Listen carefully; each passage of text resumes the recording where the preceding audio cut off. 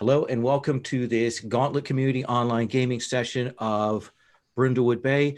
Brindlewood Bay is a game of widowed murder mavens in a very much a murder she wrote style New England small town, and they get together in their book group and read these mysteries, and then they solve crimes.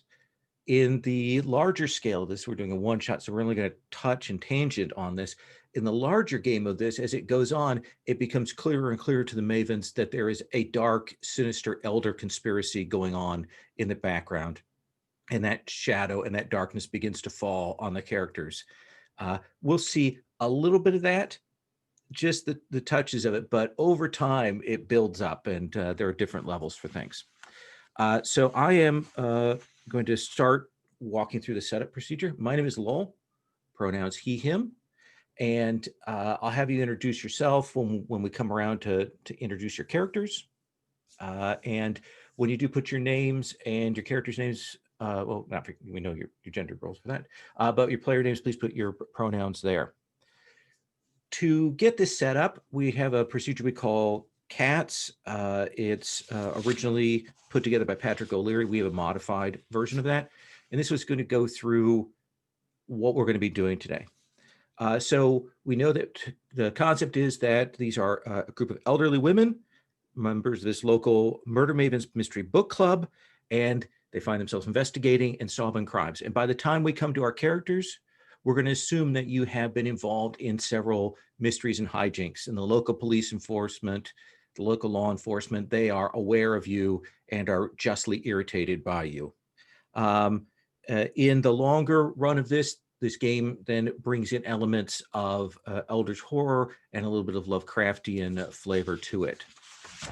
The aim today is we're going to create characters, then we're going to introduce them and build a little bit of what our cozy place is, what our cozy roles are, what keeps your characters kind of stable in this.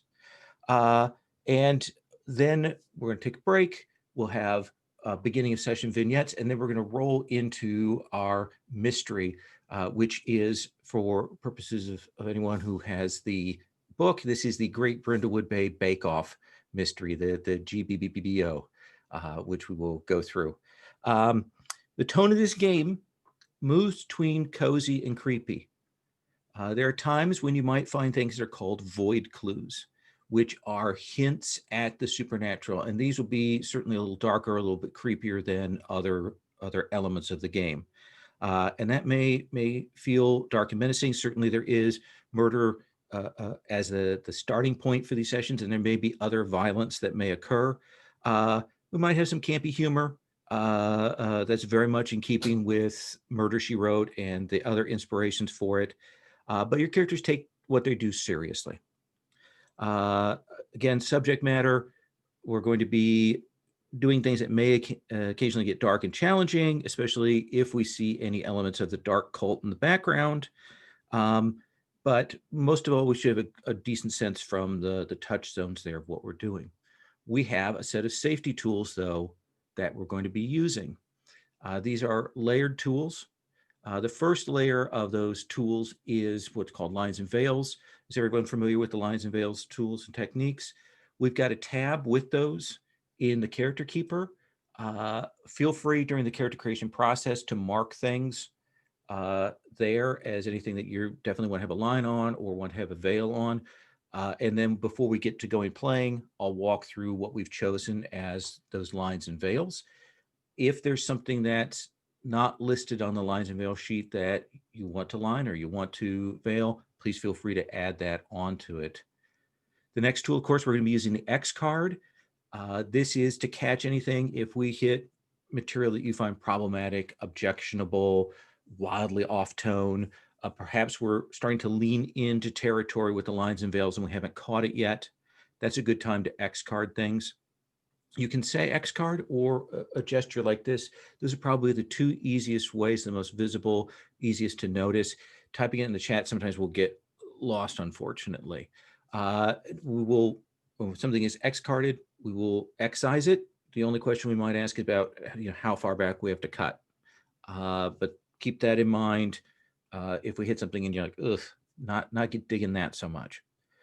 Lastly, we do have an open door policy, which means that if you need to step away for whatever reason, you're welcome to step away from the table. No questions asked. It's certainly fine. It'd be great if you'd say, I'll be back in X minutes, or, just say, I've got to go, not going to be back, just so we know. But don't have to explain yourself.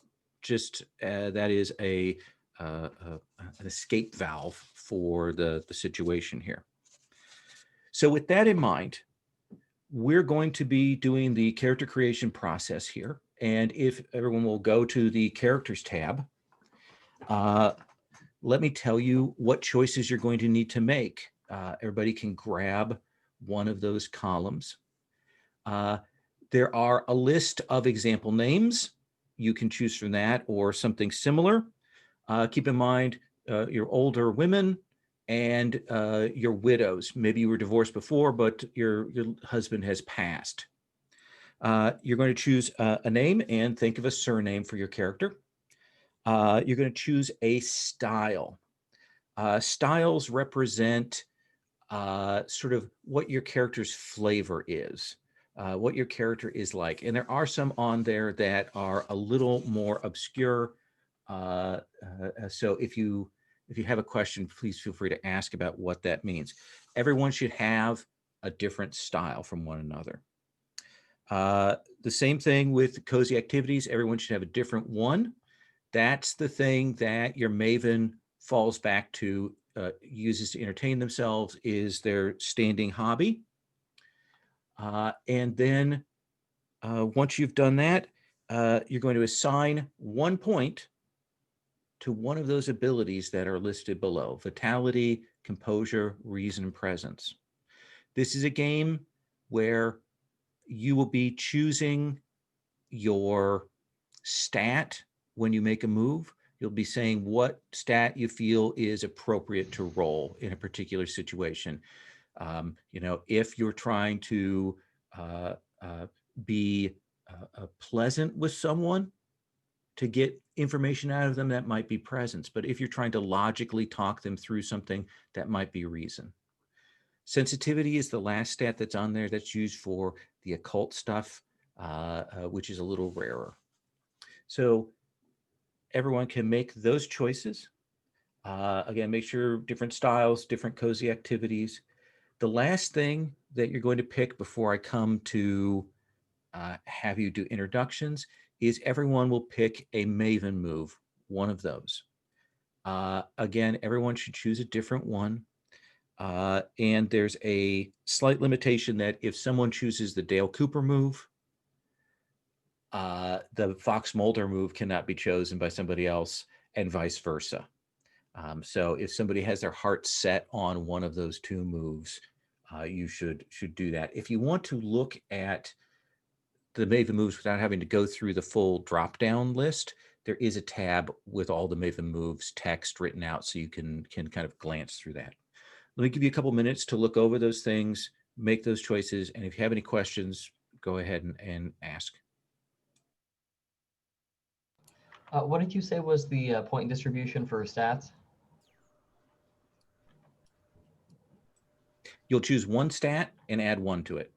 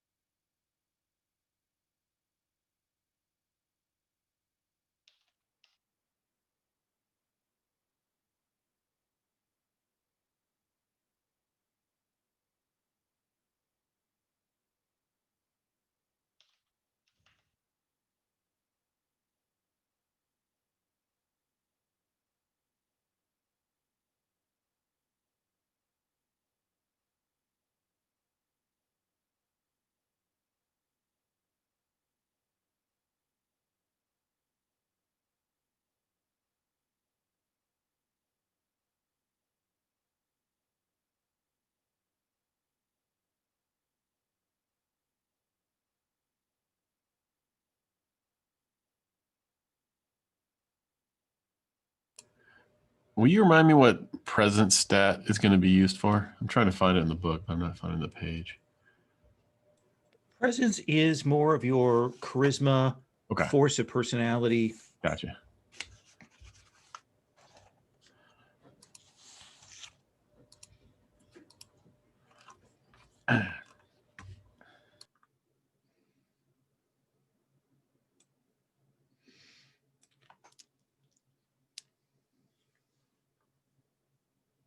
Is there anything mechanically tied to style other than just the name for an inspiration? No, there is nothing mechanically tied to it. It's pure inspiration.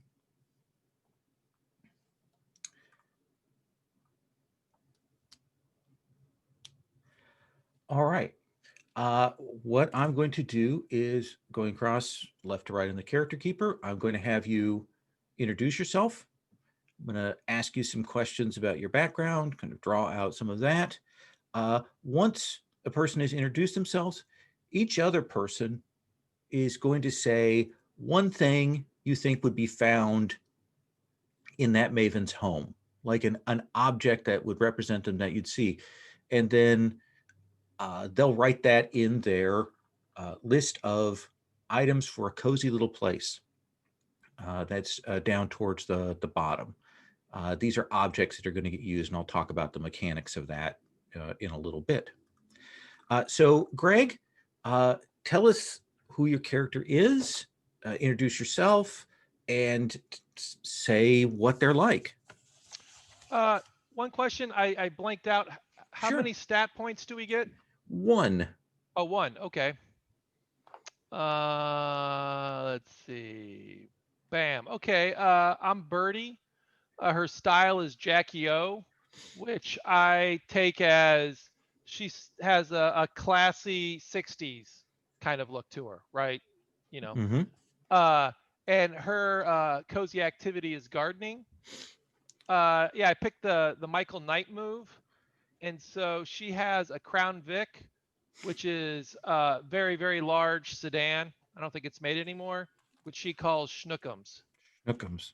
And so, yeah, Birdie, we'll say, came from upper crust. You know, maybe we'll say she was a professor's wife in Boston. Mm-hmm. And yeah, he passed away. And so she's retired to Brindlewood Bay.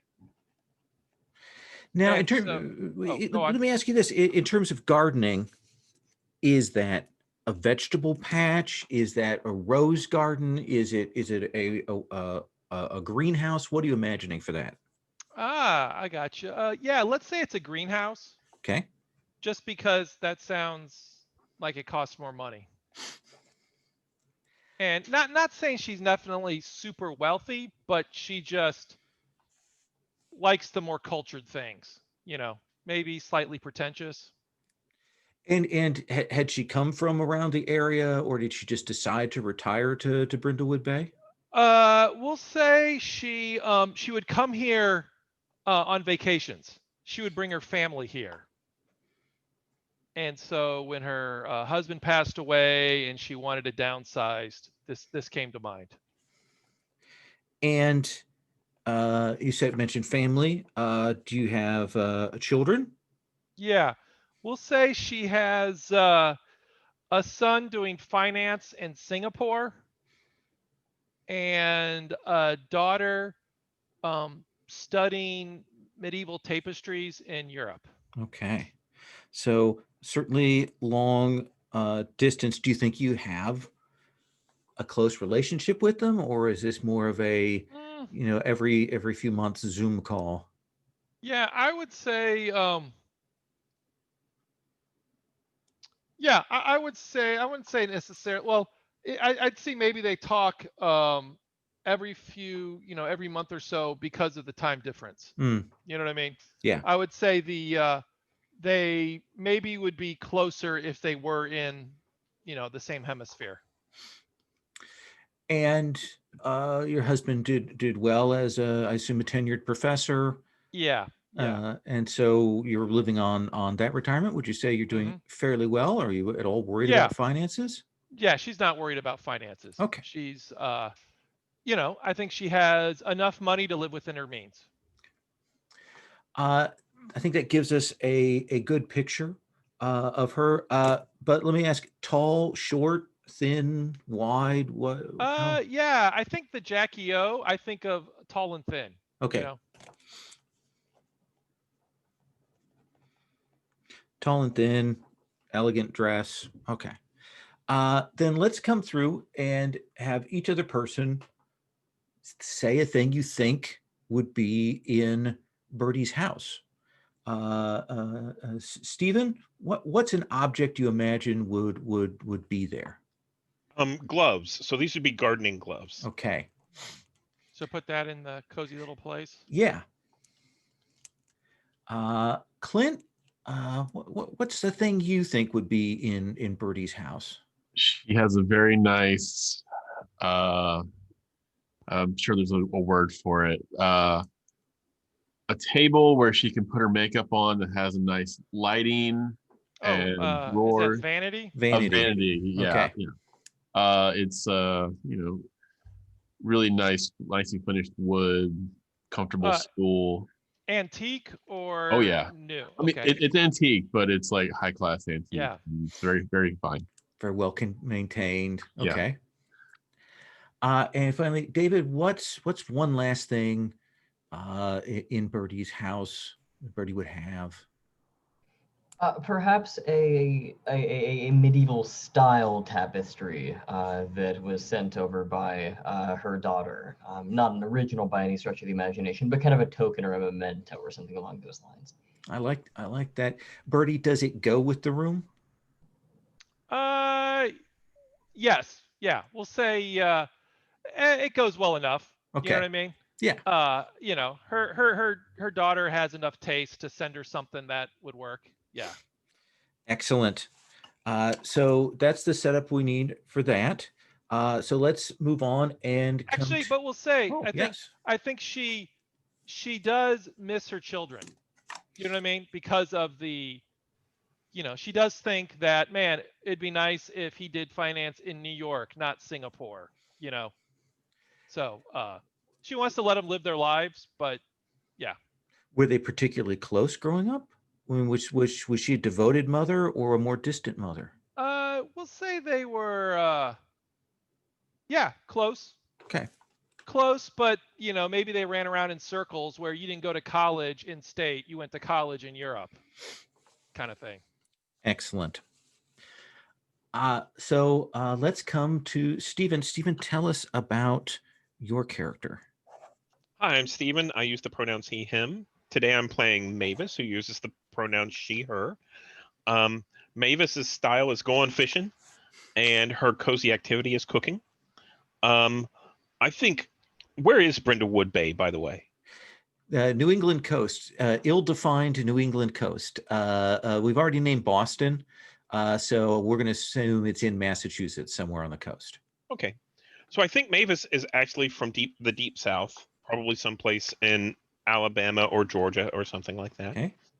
And the Maven move I took is Angus MacGyver, which is the, I can improvise with a few different items to make something out of it, because I'm used to doing that. My husband, Robert, passed away from a sudden heart attack fairly recently, like in the past few years. And she moved to Brindlewood Bay, again, as downsizing in order to get away a little bit.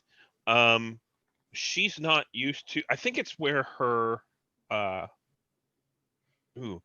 so she has a daughter, Betty, and 2 grandchildren, Sloan and Dakota, and I want to say they're in Boston. Okay. So they're nearby. So this is a nice place where I can go and they can visit from time to time. And what kind of cooking? Is it just down home, or are you more chef? What are you imagining there? Oh, no. Very much improvise, down home Southern kind of cooking. So everything has lots of butter and grease and all of that. Yeah. And there's always a nice, pleasant smell of cookies and that kind of stuff. And what does she look like? Wiry, tall, looks like she's got some, not necessarily meat on her bones, but some strength behind it. And the going fishing style, what do you think that means in terms of the attitude of the personality we get from you? I think it's even the leisurely activities are there for a purpose. So you rest by going fishing, which is actually to catch fish to go home and cook. Okay. It's much more of a utilitarian kind of thing. And what did your husband do? Let's say he was an insurance salesman. Okay. Yeah.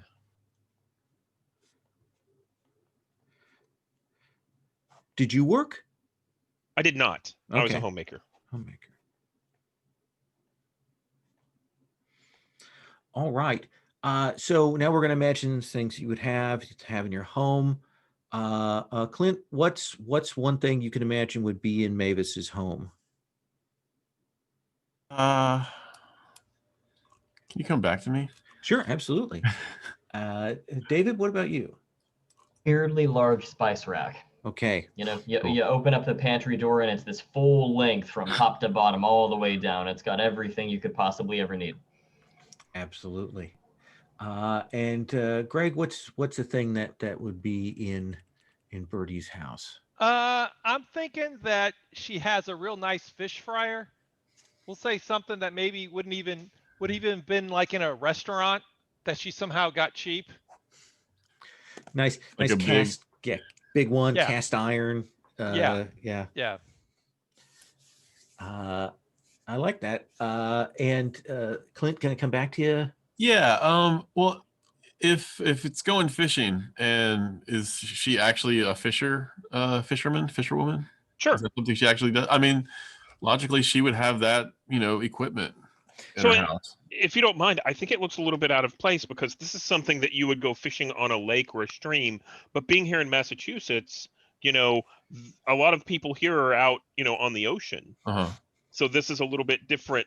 Yeah. Yeah. You got the Okay. short rod versus the long Gotcha. surf fishing rod. Okay. Is that okay? Sure. Yeah. Okay. Whatever it is that you would take with you to catch fish. Tackle box. Or better yet, hooks and can we? stuff. I want to change my answer. Sure. Okay. A very old pair of waders, Oh, Ooh. or nice. whatever rain gear you have. oh, that's great. I picture they're like, old and like really heavy. Like Uh-huh. new person would put them on. They're like, oh my God, are these made of like chainmail? Like, you know what I mean?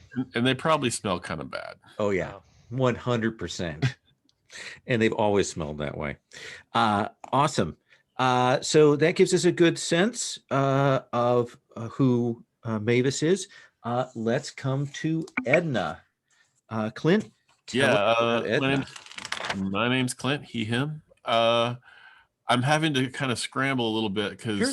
I was also going to have mine be from the deep South in Alabama. I was like, so I'm going to still kind of keep it the same way. Edna is instead of being from the South, she's from Massachusetts, but a very rural town. Okay. Definitely not a more cultural place as a bigger city would be. Not necessarily like Hicktown, but a little less. Her husband Albertus passed away a long time ago, 20 years or so ago. Ooh. She has one son who disappeared. They don't know where he's at. He had trouble with the authorities at one point, and she thinks he's either mixed up in some criminal thing or drugs or something. She doesn't know. She hasn't heard from him. But she actually ended up in Brindlewood Bay because she won the lottery. Oh, Not millions, but enough to kind of leave her town that she just was not at home in anymore. So she moved here a few years ago, was a little out of place, but she's kind of found her way around a little bit. so she's been on her own for quite a long time. Probably at least a decade, yes. Okay. What does she look like? I'm going for the speed walker, which I'm actually thinking more just like mall walker wearing like a nylon tracksuit with very bright pinks and purples and comfortable New Balance shoes or BK Swiss or whatever those were. Really short, tight, curled hair Oh, okay. that almost has a helmet look to it. And her favorite thing to do is going to rummage sales or yard sales, depending on where you're at. I don't know what they call them in Massachusetts. Anybody know? Oh, it's always been yard sales for me, but I'm Midwest. Okay. But yeah, yard sales, rummage sales, going antiquing, Yeah. all of those phrases. What does she look for? What are we talking? So, like, yeah? Well, she looks for a lot of clothes. So I picked the Remington Steele move, thinking that, you know, you're talented in passing yourself off as someone else. So I figured she has quite a large, almost hoarder-ish closet packed full of all kinds of coats and overshirts and things like that. And she tries to spend time organizing them, but sometimes that isn't always the most tidy of activities. Kind of gets out of hand. I could certainly see that. Yep. Awesome. Let's get some suggestions for items found in your home. David, what's one thing you imagined in Edna's house? Edna has Perhaps like an oversized antique trunk or a chest, something like that, either an heirloom from the rural part of Massachusetts where she's originally from, or maybe just something really nice that she picked up at a rummage sale somewhere down the line. But just this big oversized trunk that has all manner of who knows what in it. Nice. Cool. Could fit a body in it. Just saying. Okay. And Greg, what's another thing from Edna? I'm thinking she has a very large sneaker collection. And so she always has nice sneakers that match her outfits, right? She always has. And so, yeah, large. Does it have to be specifically sneakers? I would say, I mean, it could be even more, just shoes in general. But what I was thinking is, yeah, she has way more pairs of sneakers than she needs. Yeah. And yeah. Cool. Excellent. And then Stephen, what's one more thing? I think she has one of those motorized tie racks that she's repurposed with scarves. I like that.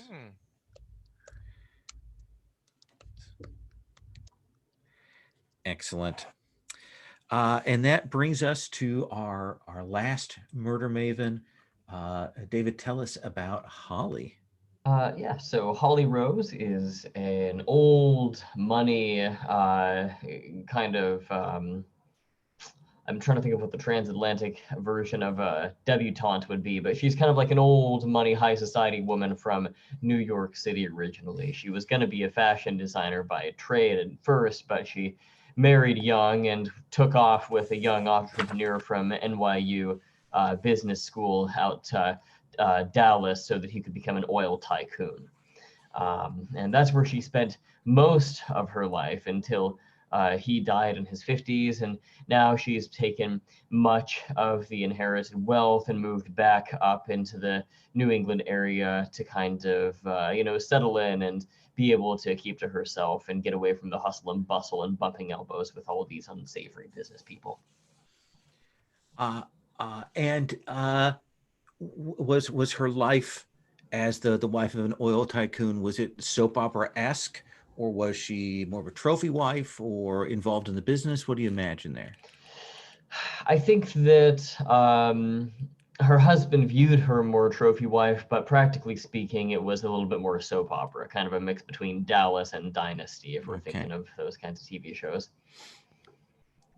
And with your style, how are you reading the Alexis Carrington Colby?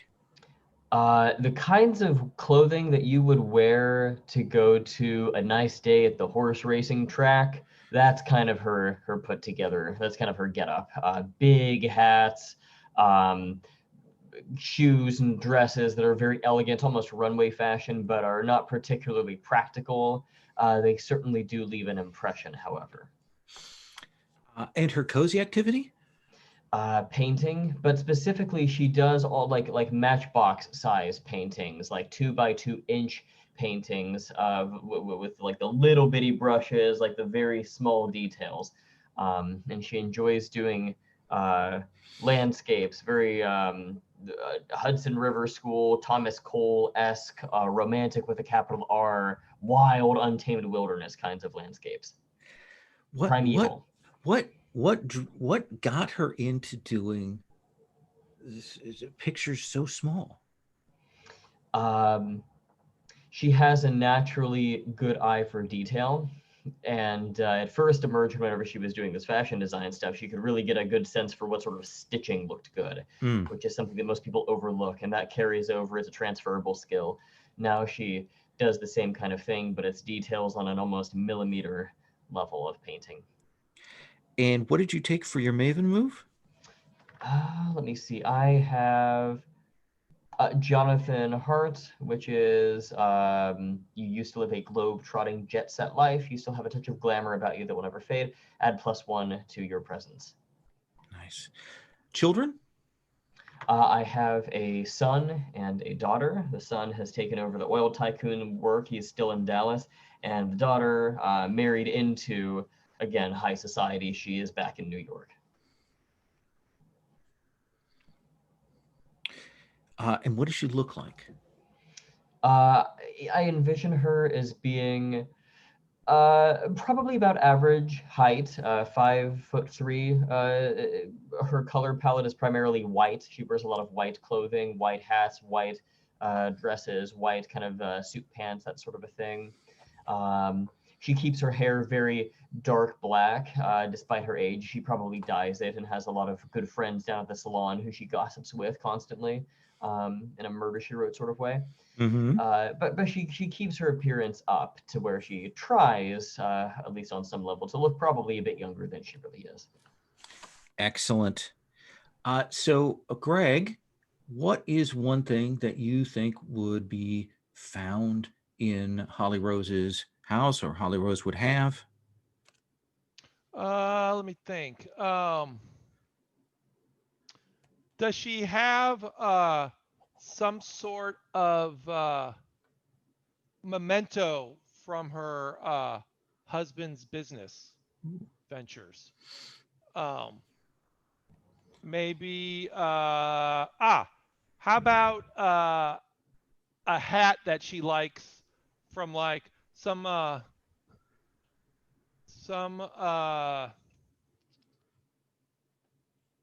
me think. Yeah. What she has is this large award that her husband got from a business, a large heavy metal business award. Heavy enough that you could just bring it down on somebody. Okay. Yeah. Sharp edges. Just saying. Trunk for the body. It's for some charity event, so it was one of the better things he did. So nice. Stephen, what's another thing? So I think that she has a hat room. So she's got a room in her house, and there are all of these fancy hats like what you would see at the horse races that are staged on the wall, and they each have a different story. And we all know this because she walks us through the hat room and tells us the stories from the different hats and when she wore them and why they're important. I like that. And then lastly, Clint, what's one more thing? I'm gonna say it's a wide area of her living space somewhere that's dedicated to the painting, but it's not just painting, it's general arts and crafts. Rulers, razor blades, scissors, cutting pads, measuring devices, like the whole type of thing. Arts and craft supplies. I think that's yeah. perfect. That kind of thing that when you have a hobby like that, you buy way too many things and you just have them. Yep. And you're like, I might need that. And you never do. Not that I know anything about that.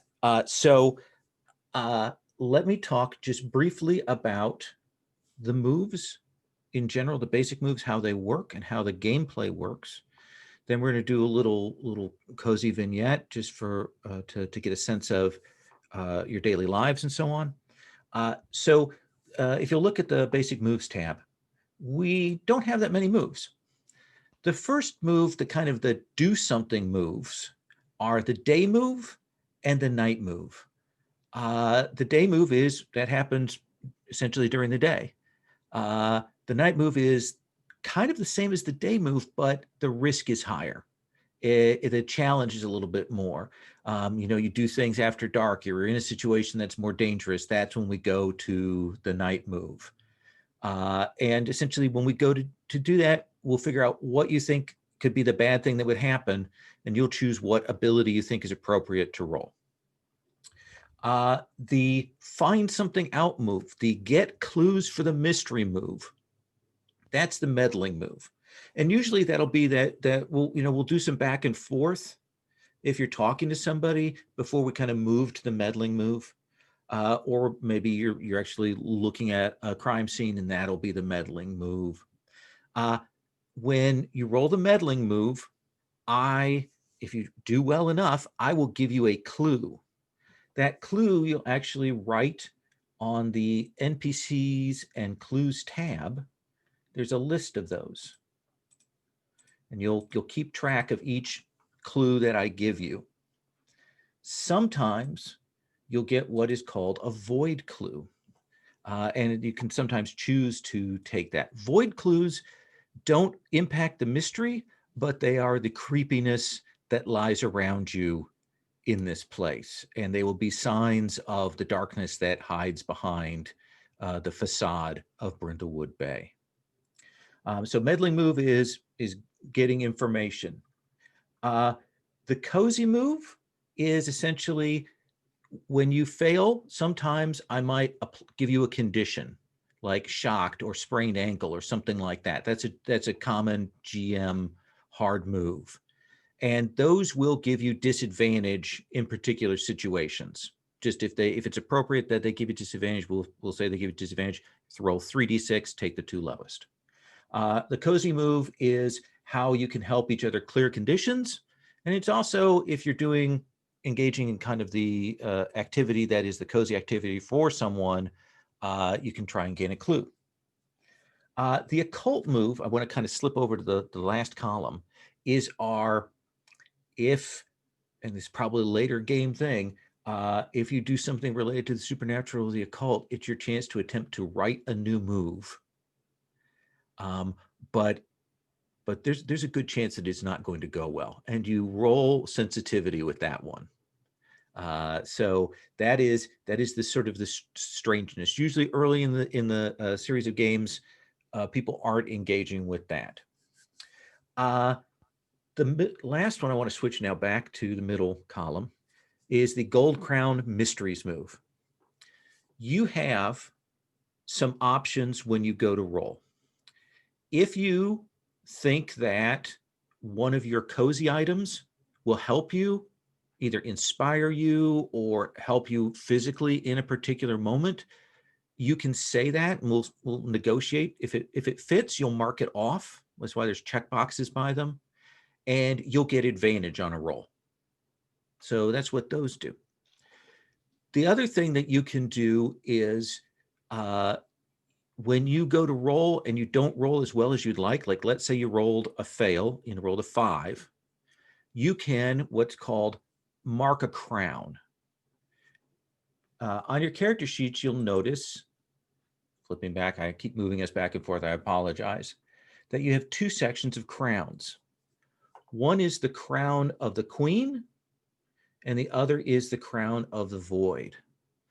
The crown of the void goes from top to bottom, and they're ones that are more permanent, like you get some more darkness that is going to affect you.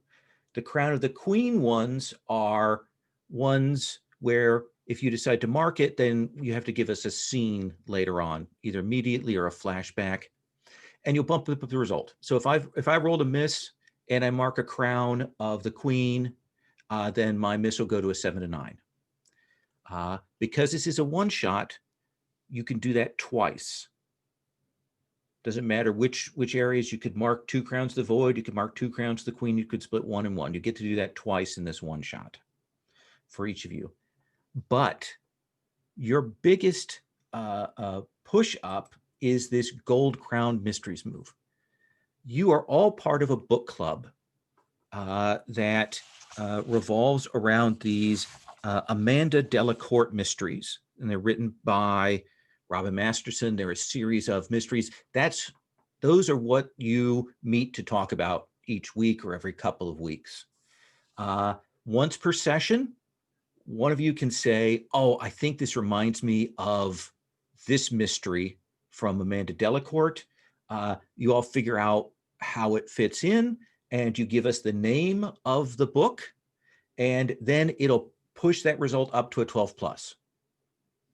You can do that once per session, one time for the entire group, once. So let me talk about the end game for all of this. You're going to accumulate clues.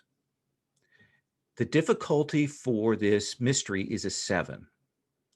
Eventually, when we get towards the end, you're going to try and figure out and put together a hypothesis, a theory that fits together all of those clues. And that's the time when we kind of stop, and you're going to have a discussion about that. I'll help you frame it.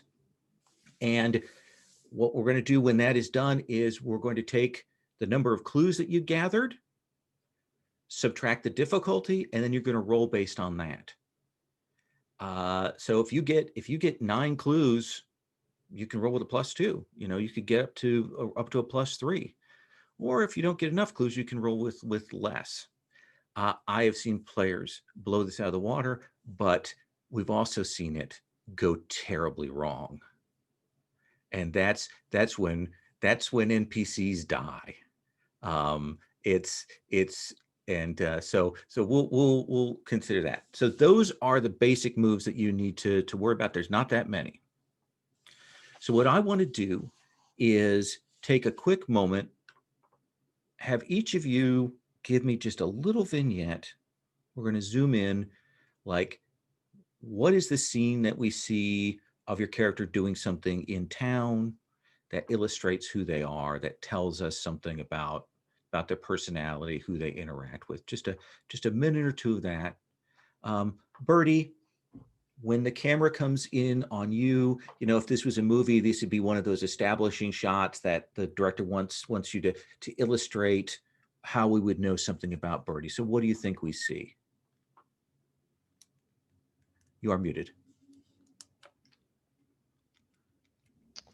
What we'll see is she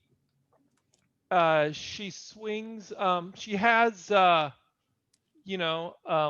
guy. We'll say it's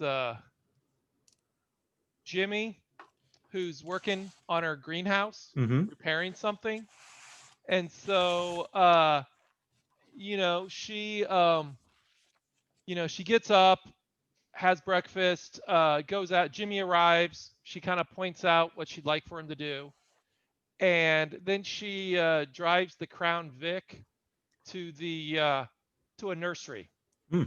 And she goes and chats up the people at the nursery, talking about the plants and stuff, and picks up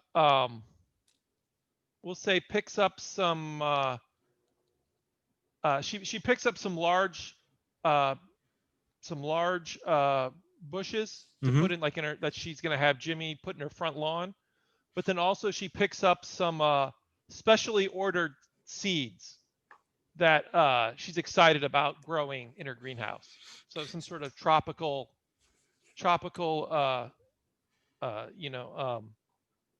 we'll say like orchid sort of thing. So we get that definite sense of how much your life revolves around this. We see the car that is a center point for your life, and we see how invested you are in getting the minutia of this. So then, Mavis, we cut to you. What's an illustrative scene, a cozy scene of Mavis. So I think we see the camera kind of zoom in on Mavis's face, and there's a look of intense concentration. And it pans back a little bit, and we see that Mavis's strong hands and arms are in the process of icing a chocolate cake. And she has the little piping tube, and she's kind of going around the edge and putting a really nice like swirl around the edge, and then she's finishing the top. The camera kind of zooms in on this. And then as it zooms back out, we're in a different location. And what we hear suddenly, so earlier we heard Mavis and she's kind of humming a little bit to herself, and there's a little bit of an echo, like the house is empty. Mm-hmm. And as the camera zooms back out from the cake, we hear almost like a park kind of noise. There's a lot of kids playing, a lot of adults. There's some hubbub. Excuse me. And we see that she has like a booth at a local farmer's market. Ah, And she's got several of these cakes kind of set out, and they have a couple of slices taken out. And there's people that come by and purchase a slice of cake. And in this case, there's a mother and two children. And Mavis cuts off, a slice of cake and hands it to the mother, and then gets some money in exchange, and then cuts off a couple of really small pieces and hands it over to the two kids, and says, "Oh, honey, you don't need to share that, with your kids. That piece is for you." nice. And when we cut from that to Edna, what do we see Edna doing? What do we learn about her? She comes walking out of her front door. She gives a big stretch up, and she stretches down, and she makes sure her bright new pink and purple tennis shoes are all tight and tied, and she starts power walking down the street. She waves to the neighbors, hello, hello. And we cut to her approaching a yard sale, and she goes up and she's sorting through the various garments that are on the rack, and she's digging through trunks, and there's toys and sports equipment. And she cut to her haggling with the yard sale people, and now she's walking back waving with a handful of stuff. Nice. They got that good sense of your move, and everyone kind of knows you go thoroughly through the yard sales. And Holly Rose, what's a vignette we get for you? I think we would find Holly Rose at the local beauty parlor. She is sitting with 4 or 5 or even 6 other women, and they've all got their hair up in these vintage hair drying chairs with the full shell that comes down over the head completely. And they're gossiping about, and as they get deeper into the conversation, one of the women is talking about a date that she recently had with Keith Sanders and how it didn't go too well and he had to run off early to attend to some other business, and she gives an excuse that he said. And the vignette follows Holly Rose as she proceeds to use this interesting deductive reasoning, asking questions like, no, wait, what did he say he was doing? And what was he wearing? And what time did he get back? And she comes to the conclusion that this man was actually lying to her. And it's this big, oh my goodness moment as everybody realizes that Keith Sanders is a lying, two-timing jerk, And this is how we communicate to the audience that Holly Rose is not only fashionable, but clever as well. Nice. So we're going to take a 7-minute break.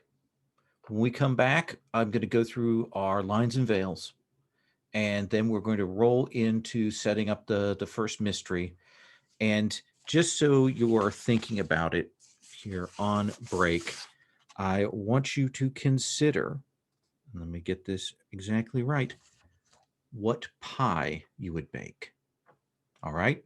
We'll come back on the hour.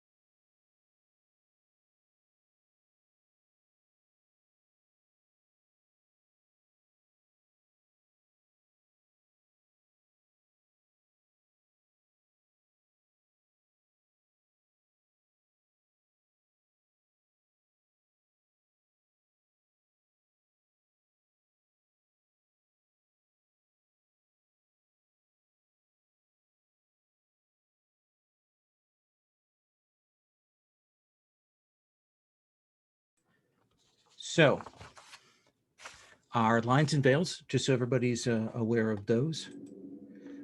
We have lines on dental horror, harm to animals, harm to children, sexual assault, slavery, torture, and torture by the PCs. And then a veil on childhood abandonment, graphic gore, homophobia, PC betrayal, racism, sexual content, and suicide. So, of course, the most popular television program right now is the Jolly Good Baking Show. It has been on for multiple seasons, and once it came on to Netflix, it became hugely popular here in the States. And they've been doing some specialty seasons of it. And right now, the Jolly Good Baking Show has come to quaint Brindlewood Bay to find the town's very best baker. They've done a number of qualifying rounds, and somehow all of our mavens have reached this qualifying round stage. And you are there in the great big tent that they've set up. There are cameras all around. It's the first time you've gotten to see sort of what the technical side of it is, how many people there are, filming all of the cords and the power generators and things, and the sound of the van outside running things. And you've been doing this for a while. You're a little bit tired, but this is Pie Day. And so we've come to that section of the competitions. Our judges are, of course, if you look at the NPCs and Clues tab, you will recognize Paul Riviera, a world famous high class restaurateur and baker. He has a chain of bakeries all over the world, the Riviera Bakeries. And in fact, there's actually a branch of the Riviera Bakeries here in Brindlewood Bay. Youngish, younger certainly than the co-host, Jane Leaf, who is a sweet, posh, judgmental British woman. She's published dozens of cookery books over the years. She is a national treasure in Britain, and she's much less acerbic than Paul Riviera is.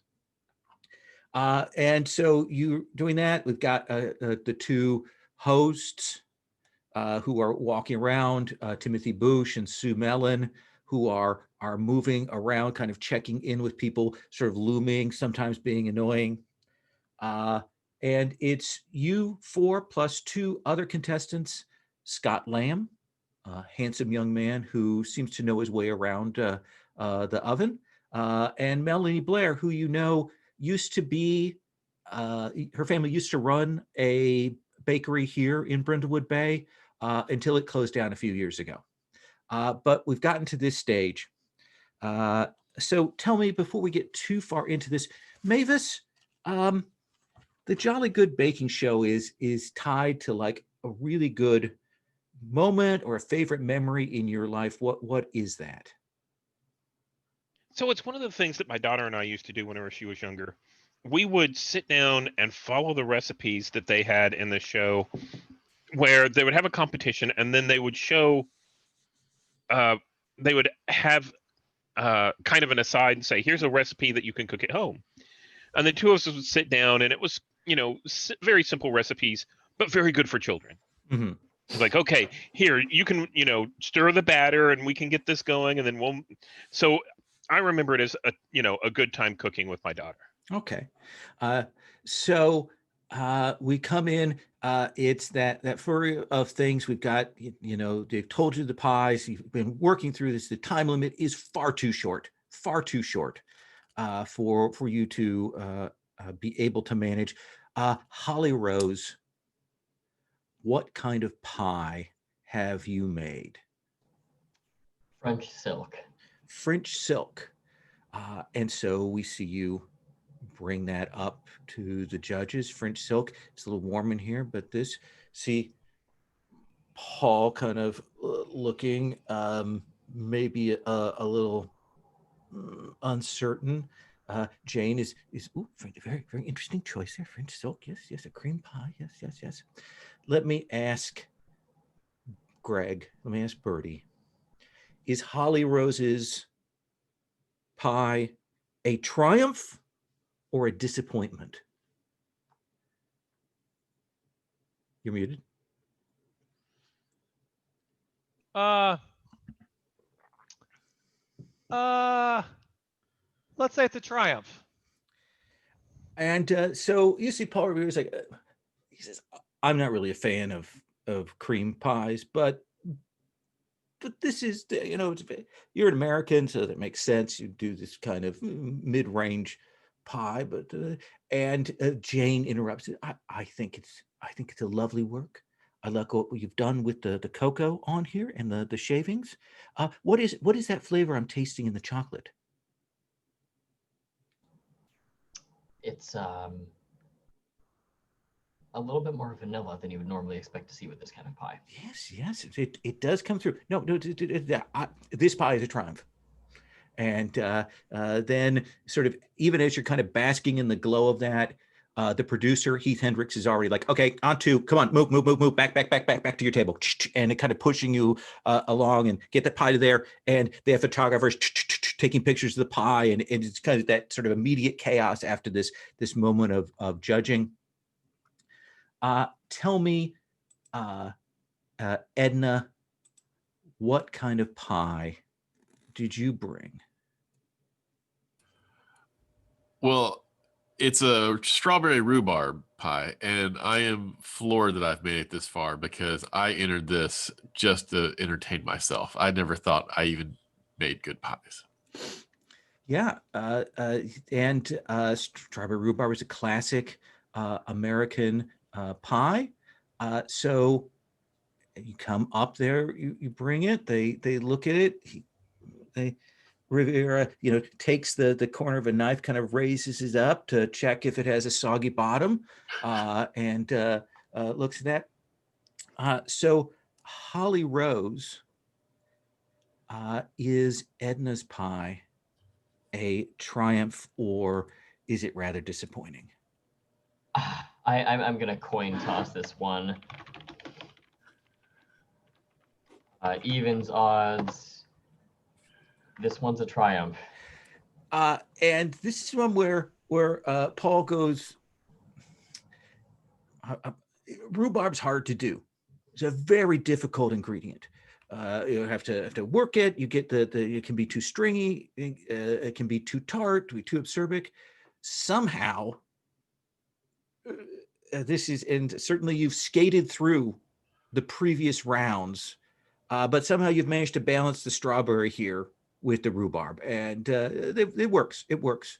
And Jane's like, it's a little more tart than I would like, maybe a little more lemon than I would care for, but yes. And you see, Sue Mellon kind of comes over, one of the hosts, and she seems very pleased with you. She's clearly been worried about you in the competition so far, and she'll kind of take you back. She's, that was pretty good.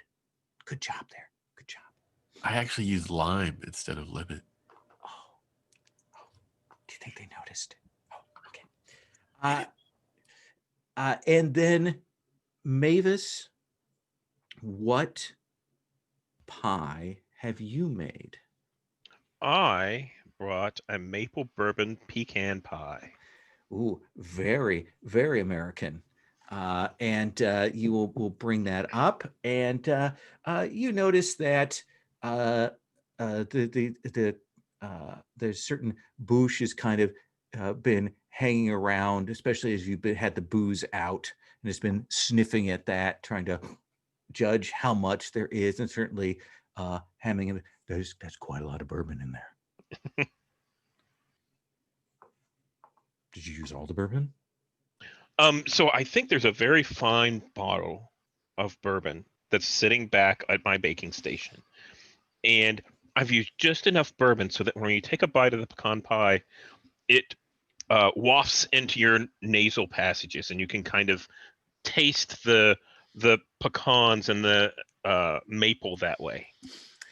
So that's a strong, risky maneuver.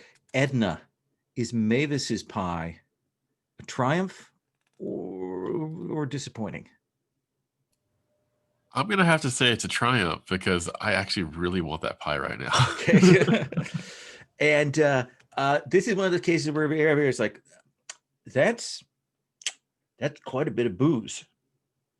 That's quite a bit. And Jane says, yes. And that is what I enjoy.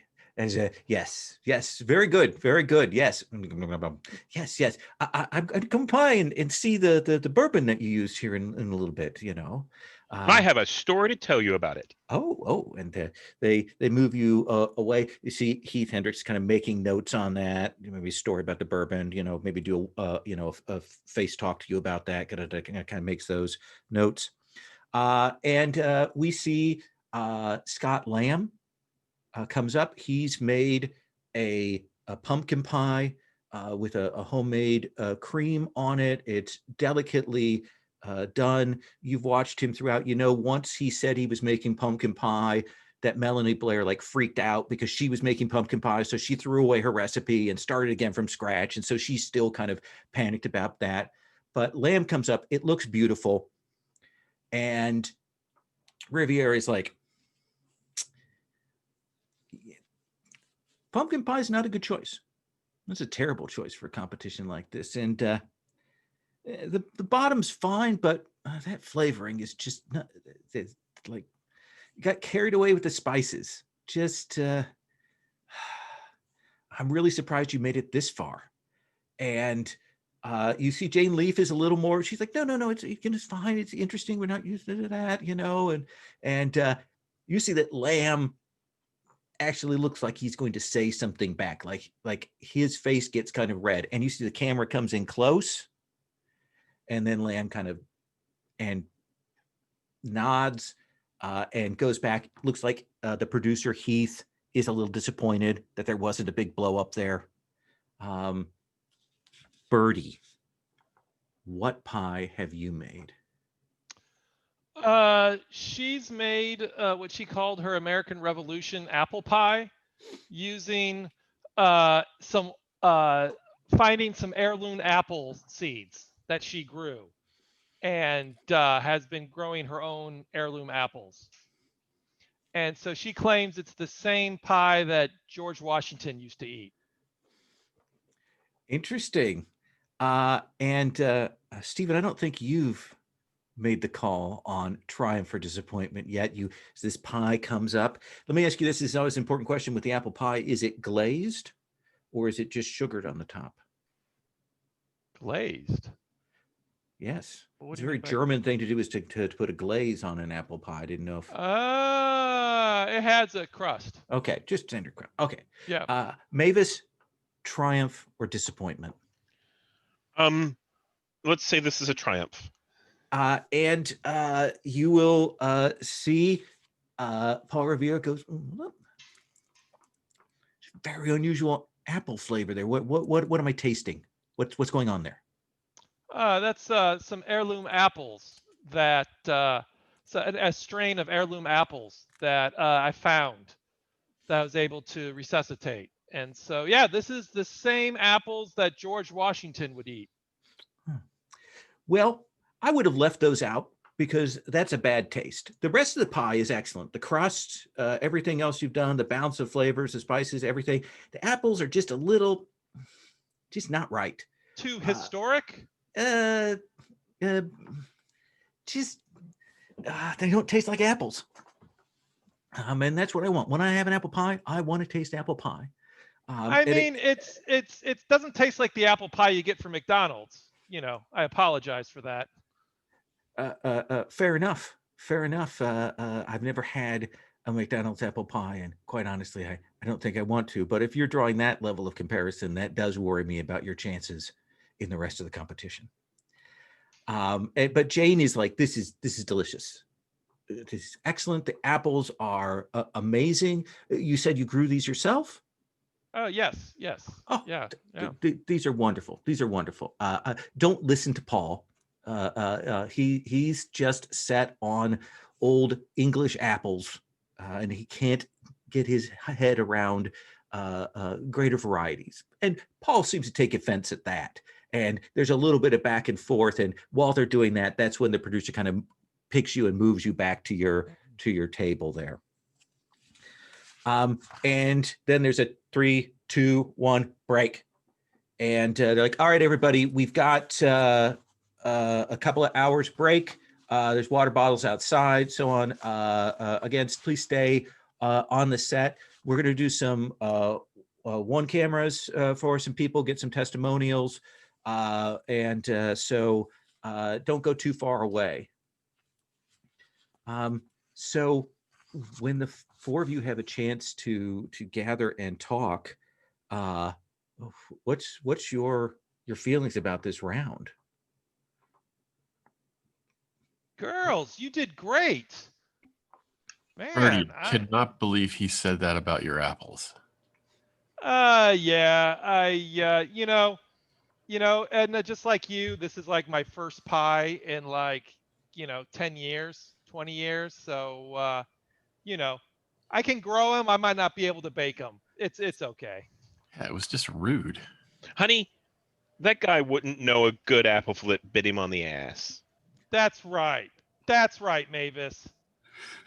I wonder if he liked I them mean, apples. he's English, right? I mean, if it's not shepherd's pie, he doesn't know what he's eating. You four will look over. You hear the sobs.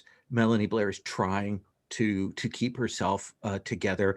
Paul Revere just absolutely tore her a new one for her blueberry pie, and just like, well, you should have gone with what you've started with. You set yourself behind, and this is just not up to your usual standards. Frankly, I don't even know why you're still here. So she's off there sobbing before she kind of sees that people can hear her, and she'll wipe her tears and kind of move off as best she can. Holly Rose, we haven't heard from you. What's your reaction to all of this? I am astonished that I made it as far as I did. Like, my pie didn't even have any really kind of solid filling. Everybody else has pecans and apples and so forth. Mine is just basically the smooth cream pie. Really surprised. I'm just kind of here for the fun of it, and between you and me, I'm expecting Mavis to win this whole thing. Like, she actually knows how to cook. I mean, the fact that I haven't been eliminated already is kind of a shock. That's sort of what I'm thinking. And Oh, honey, you have just as much of a chance as I do. As you know, everybody likes different things, and not everyone likes, the kind of cooking that I do. Appreciate the kind words, but I'm not getting my hopes up. I'll just put it that way. Yeah, Mavis, I hope thought we you were gonna. Oh, Mavis, I thought you were gonna make a fish pie like you said. Oh, honey, that was just a joke. Oh, well. I just hope we get to eat it all. they're still working over doing the photography of this, and they have to do the sort of tilting turns and things of the shots. You will, though, you kind of have moved off near, say, the refrigerators towards the back, but you kind of look up, maybe, and you will see over by your cooking station, this woman in heels has kind of come over and has picked up that bottle of bourbon and has poured it into her glass.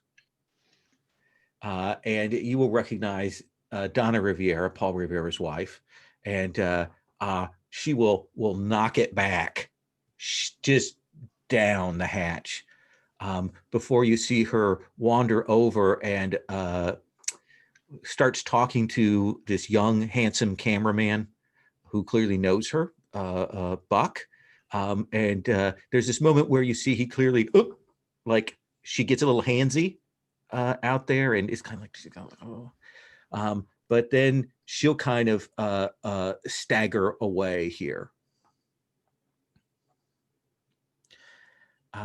And Heath will come back and will say, we've got a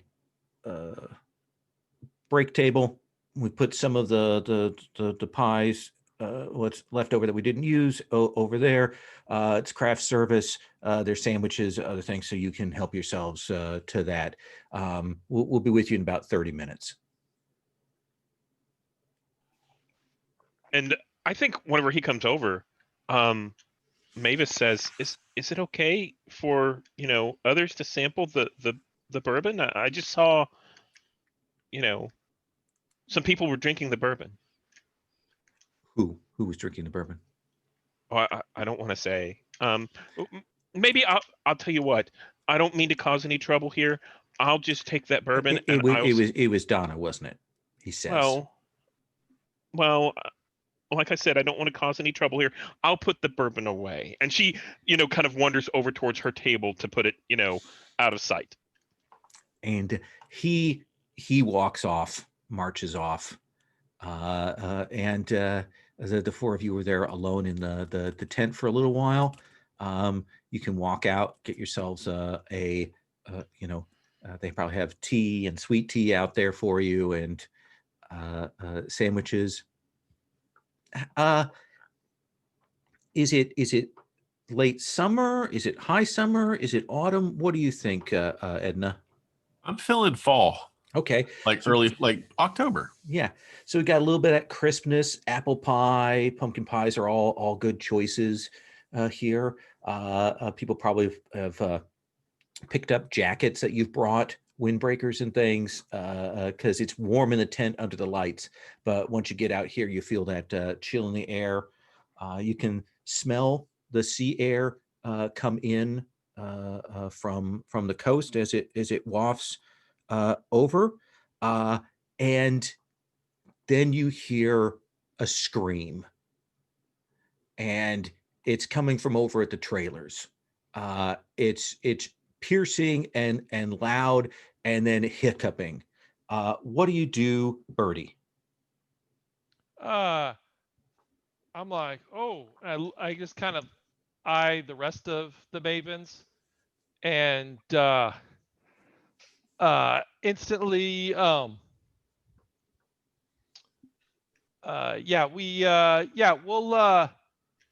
kind of,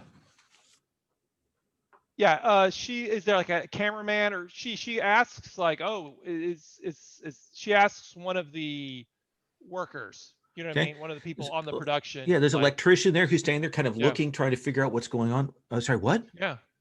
Is everything okay? I don't know. I just heard a scream. I saw the producer. I saw Heath run over that way. I don't know what's going on over there. I don't know. Girls, should we check this out?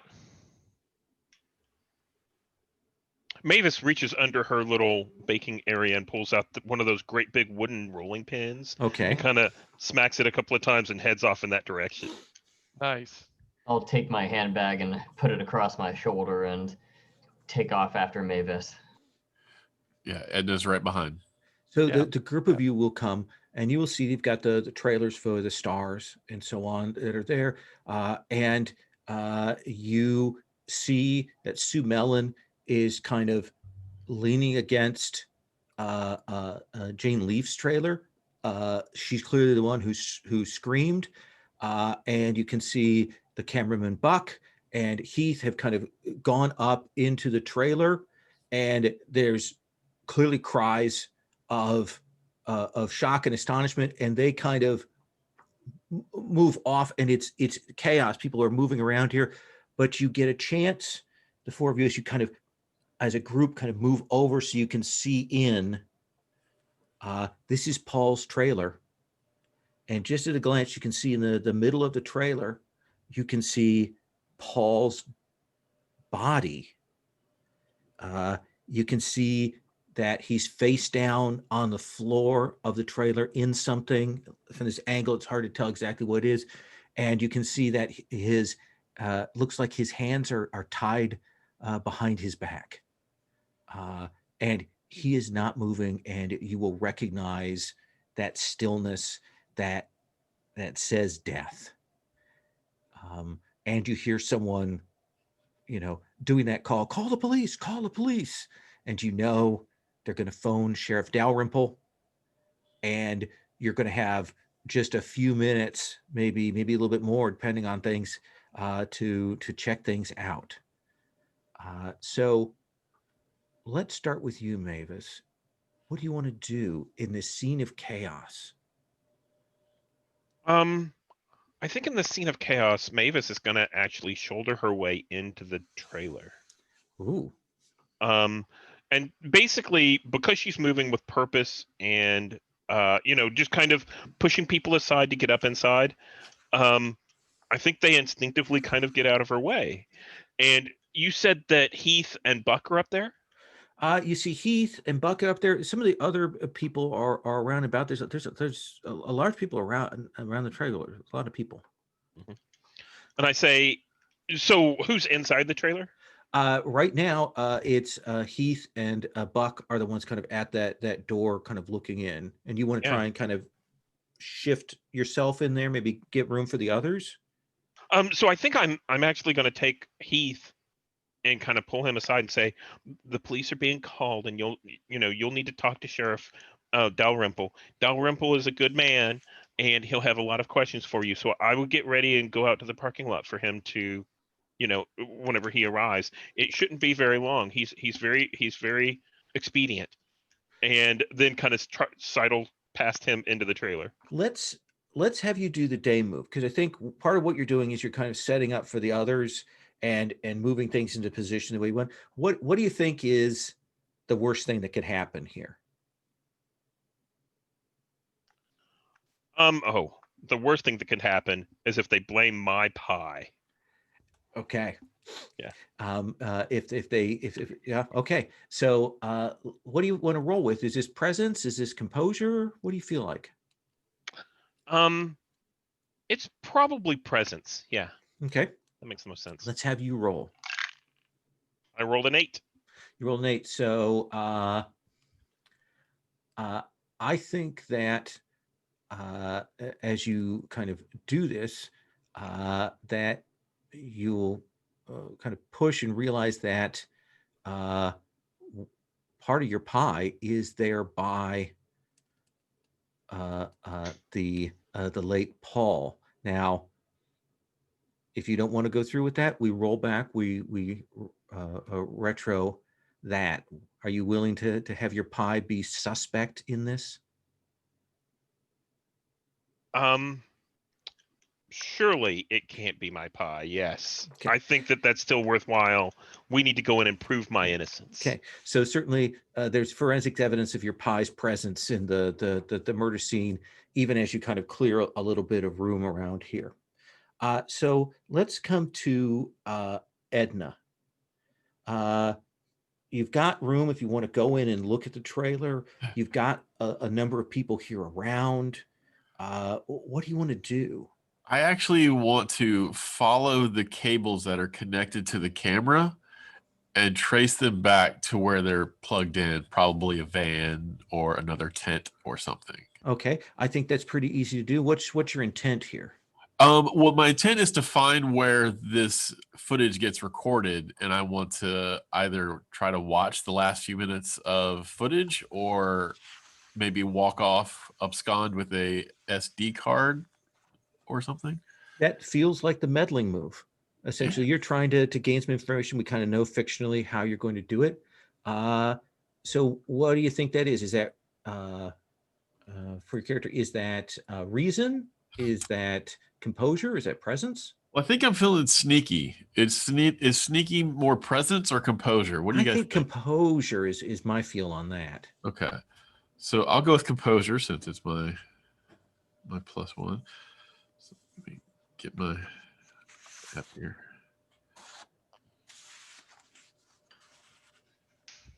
I got a 7. Got a 7. So I think that you will get like a little piece of the footage that was like off from the normal stuff, like in the last few minutes, but a lot of it hasn't been recorded. Like they were doing setups for the next thing.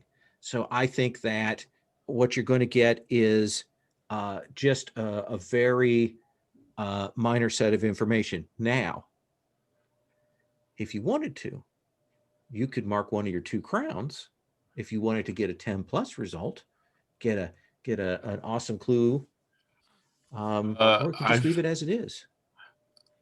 I think I want to mark a crown because I Okay. want to see how this works. So which crown you want to mark? I'm gonna mark Crown of the Queen. How were you an imperfect mother? Yeah. What's the flashback we have here?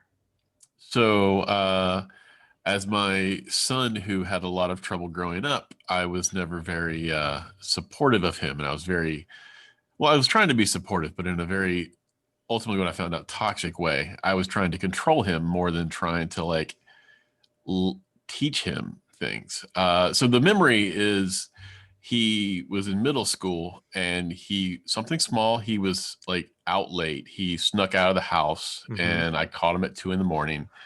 And in, anger, like I slammed him into his room and closed the door and locked it shut and left him in there for about 12 hours. And so I think he was very upset about, enclosed spaces. And that was definitely a very mother fail moment for me. And probably what the echo is you remember the argument afterwards, because that's the bit that you find here. You find some other footage that maybe later you can go back through as well. But what you will see that is kind of when one of the cameras kind of set off during that period, you will see Sue Mellon by one of the trailers, and she is having this just red in the face argument with Riviera, who is just keeping this smirk. And she's like, well, you don't even understand what it is like for us in Great Britain these days.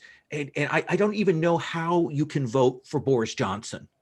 And he's like, well, Brexit is going to be good for us. You're going to be our own nation. We don't have to worry about the European Union anymore, and that's how I feel.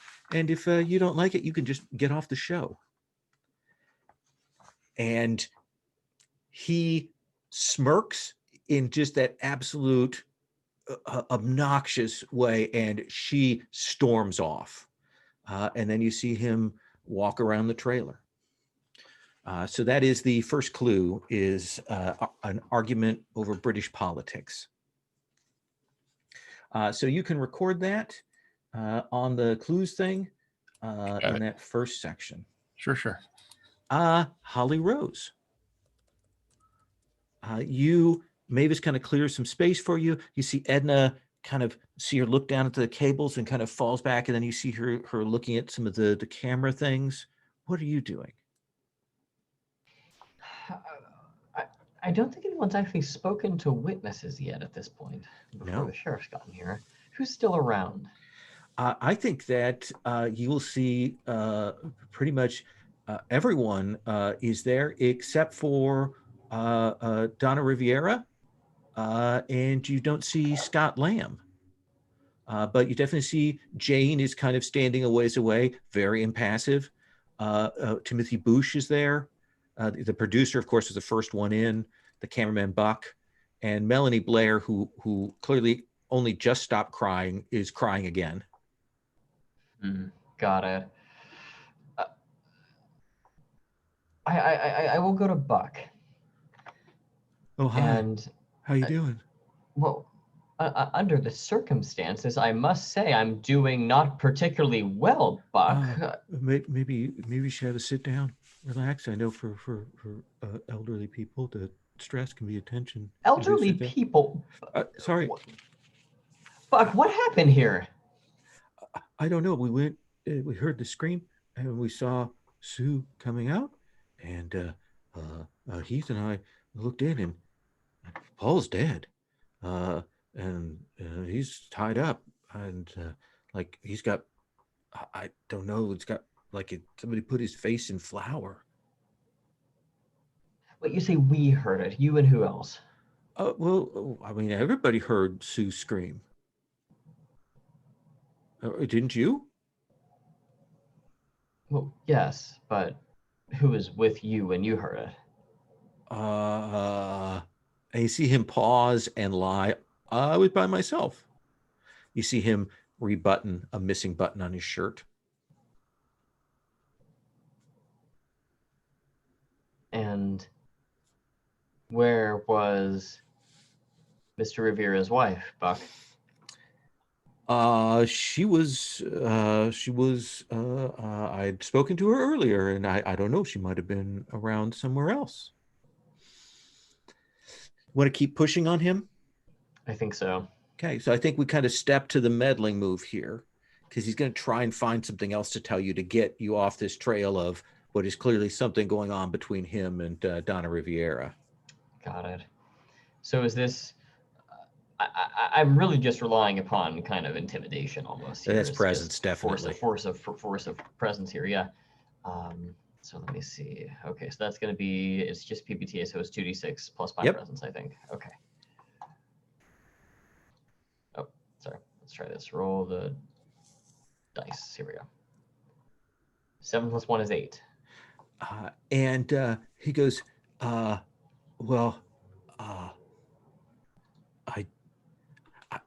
he kind of says, when I went in, I stepped on Paul's phone. I picked it up. I was planning on giving it to the police. Maybe you should hang out. You're local. Maybe you should give it to the police. Wait, when you went where? When I stepped in into the trailer with Heath. You stepped on his phone and you took it? You took his I possessions didn't from a want crime to scene? leave his phone there. And he'll kind of hand it to you like, please take this. Let me out of this. I will not take it with my hand, but I will open my handbag, which, by the way, it is designer. I will open it and let him place it in the handbag, but I don't want to get my prints on it. I think you will see what is up on the phone as he kind of hands it in there it's an anonymous text message that's standing, clearly on Paul's phone. One of the last things he was looking at that starts as a profession of love, and then goes into a more explicit, erotic set of texts after that. And this is between Paul and who? You don't know. There's no. It's like unlisted as the number there. So there's not even a number I can research. Correct. Okay, fascinating. But that is clue number 2. And Birdie, what about you? Muted. Yeah, she walks in behind Mavis. Okay. And so yeah, Mavis. Yeah. So she walks in behind Mavis and looks around, looks at the body, and sees like how is it positioned. And so what you said, it's on the ground. Yeah, he's on the floor of the trailer, in the middle of the floor. You can see that his hands are behind his back, tied with cord. Beautiful bow, like beautiful plating on the bow there. Mm-hmm. But his face is it's definitely flour, and his face is sort of face down in the flour. He has flour all over his face. Okay, it's not like cocaine or something. It's definitely No, flour. not cocaine, not powdered sugar. Definitely Okay. flour. Flour. Okay. And she looks around to see if there had been a scuffle or anything that juts out as far as inside the trailer. Well, let's have you roll meddling. See if you can spot a clue here. Meddle up a clue. What do you is this reason, you think? Yeah. Okay. I can swing that. So that's +1.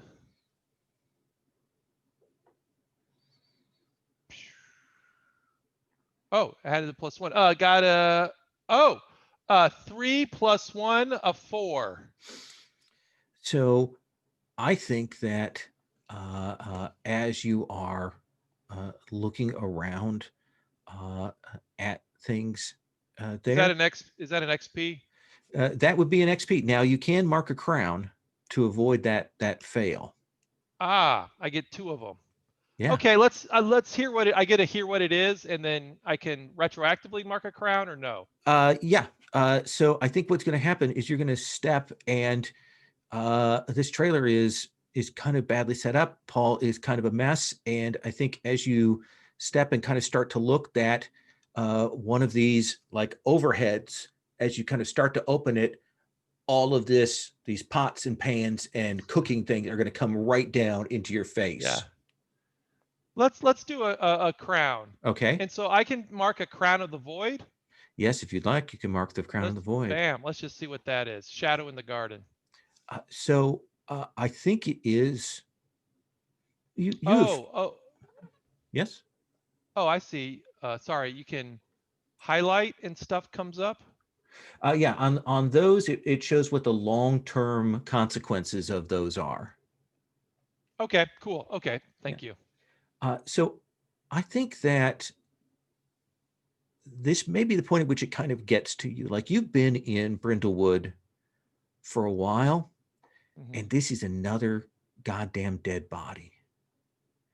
And I think as you're kind of looking around, like, you'll feel the shadows kind of deepen in here, and you get a chill.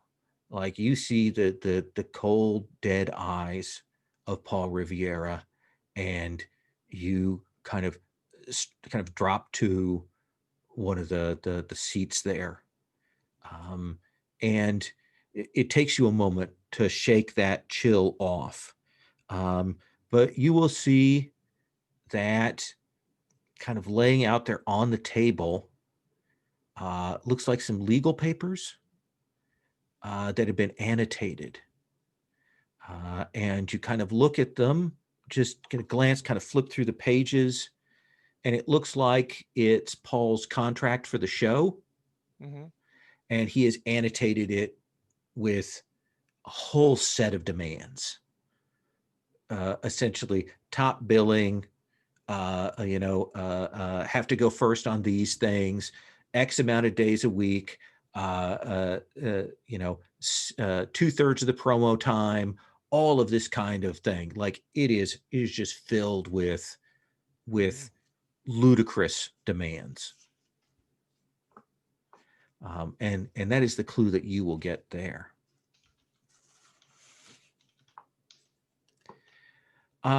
Mavis, you see Birdie kind of start to look around and then kind of get shaken and drop. But then you'll hear the woo woo, and you see Sheriff Dalrymple pulling up on the lawn here, and he gets out, kind of oils up, puts his fingers in his belt, and starts walking on over towards you. And he's looking around, and some people are talking to him, and then he sees you. And there's this look of, oh, mavens. And he's still listening to the producer here, gets the basics on it and stuff, and he does this when he sees you. He says,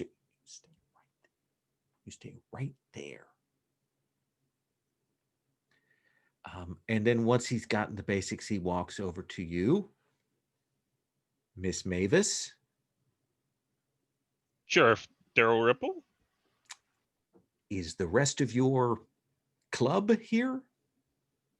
Well, of course, we've been trying to take care of this crime scene for you. We made sure no one came in here so that it's undisturbed. Now, whenever we got here, there were already 2 people inside, and I can tell you who those were. You've already spoken to the professor, or to the producer, and the other one is Mr. Buck. And I'll introduce you to him in a moment. But otherwise, your crime scene should be pristine. Holly, how are you doing? Sheriff? Well, under the circumstances, not particularly well, I have to say. Once you've done a bit of prowling about the crime scene. Might we have a moment to speak between you and me? Why don't you ladies go on over there, back over to the sets, sit yourselves down, and then I want to have a conversation with you. Where is Birdie? Oh, she sees him through the window, and she tries to get the attention of Edna, like tries to tell Edna to Sheriff, cause a hello. distraction. Hello, Yeah. Sheriff, over here. Come here. Come here. All right, Edna, I think you're trying a day move to get Birdie out undetected from having gone through the crime scene. Sheriff, what do you think about strawberry rhubarb pie? Oh, I do like myself some rhubarb pie. I do strawberry sometimes. So I rolled a 7 with my persuasion. I think that he will be suspicious of you, like he's clearly got that twinge in the back of his mind. But you will get Birdie out of there. Are you okay with him maybe being a little suspicious of you? Oh, yes. Okay. Oh, that is a good pie. Thank you. I used lime instead of lemon. Oh, I couldn't taste it. No, you know what I like with it is a Ready Whip. Get it in the can and you shake it up and then just. Well, that's nice. Oh, there you are, Birdie. Yeah. Hello, Sheriff. Yeah. Horrible. Why don't you four go and sit, and I will have a word with you in just a little bit. All right? Oh, certainly, Sheriff. Certainly. Well, we'll get out of your way here. And you'll see as you go to sit, Dalrymple starts talking to people. He has a couple of patrolmen that arrive. After a little bit, you'll see the town doctor will arrive, and that's Dr. Jones. She'll come in. You know, they take photographs of the scene. There's all of that sort of classic securing the scene, talking to everyone, tears. Eventually, Dalrymple will excuse himself while he's letting the patrolman take the rest of the statements, and he comes over. So, you ladies are in the competition? For now, I don't know for how much longer. Of course. Did you taste her strawberry rhubarb pie? I did. I don't think there's going to be a competition, folks. Have you seen what just happened? Well, but it doesn't mean we have to stop, does it? The host is dead. I mean, it might be a better competition without him. No. You heard what possible. he said about the apples. She has a point. You know, that might have been George Washington who struck him dead for what he said about his apples. Dalrymple says, Mr. Hendricks plans on continuing on. We're going to lock down the trailer. It's a crime scene and get the body out of here so we can have Dr. Jones take a look at it. I have a favor to ask. And you can see this pains him. Look, I got a lot of contradictory stories, a lot of bits and pieces from talking to these people. Don't think they necessarily want to talk to local American law enforcement. Maybe you four could keep your eyes open. And if you pick up anything, pass that on to me. Well, certainly, Sheriff. Of course. We'll talk. You know, people talk to old ladies like us, but I might be able to help you right now. Well, you see, I know in cases like this, the spouse is usually one of the first suspects. Absolutely, certainly, Miss Riviera is high on my list. And she says, well, come with me. And we walk over to the refrigerator. And I say, there's a bottle of bourbon in here that I used in my pie, and I saw Mrs. Riviera take some of it, so you can get her fingerprints from this if you would like. Well, we can have her printed, but if you don't mind, I will take that just so we don't cause a stir. That would be fantastic, and that way she's not, all marked up and embarrassed or anything like that. Now, I assume that I'll get that bourbon back. Oh, absolutely, absolutely. I have no worries about that. He says, not without any confidence about you. And he will take that and fall back to where the police are. And the producer Hendricks kind of you see him doing this, and he waves over Jane and Abouche and Melon and Scott Lamb, Melanie Blair, gets all of you together, and he says, all right, so this was a tragedy, real tragedy. I know Paul had a number of stalkery fans. I'm sure something got out of hand. I'm sure that the sheriff will catch whatever outsider came in and did this. But Paul would want us to continue on. He had faith in this show. And I know that in this time of trouble, he would want us to push forward. So we're a little off schedule. But what we're going to do is we're going to close for today. And we're going to get the set redressed. And we're going to come back tomorrow for biscuits. So is that like American biscuits or British biscuits? And you see him look at Jane, and Jane goes, real biscuits. So yes, what you would call cookies. Oh, okay. And Heath says, so we're going to let you go for today. We need you for makeup here at 8 a.m. tomorrow, with us rolling into the dough tomorrow at 10. Everybody good with that? I think Mavis steps up at that point and she says, well, I know that there's that we have lost a valued loved one. And she walks over and she links one arm with Heath and the other arm with Jane and says, let's have a silent moment for Paul right now. Just bow our heads. And then I think whenever we're done, we'll see you bright and early tomorrow morning. Very, very respectful. Very, very good. Thank you very, very much, Miss Mavis. A very, very touching moment there.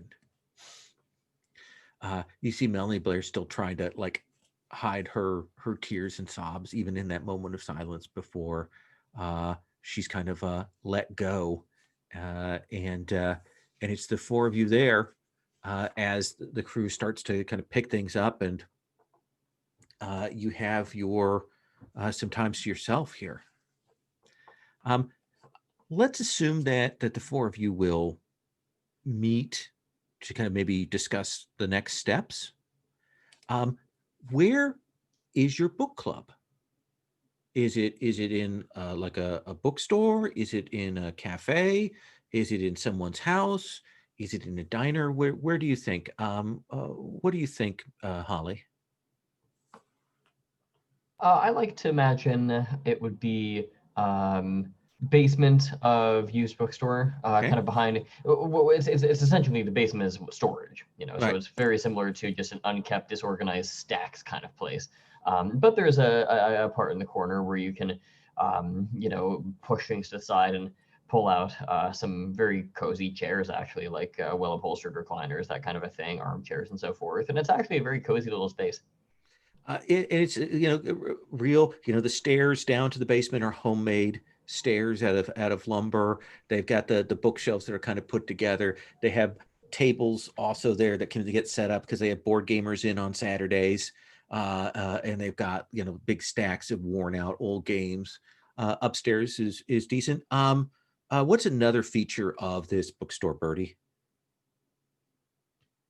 This one is, we'll say it's called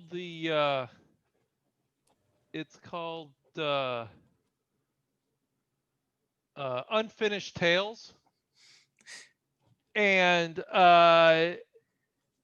it has a rare books collection. Oh, okay. That is lots of books in like languages that you've never seen before, and there are people that come through town to come to this bookstore and peruse their rare books section.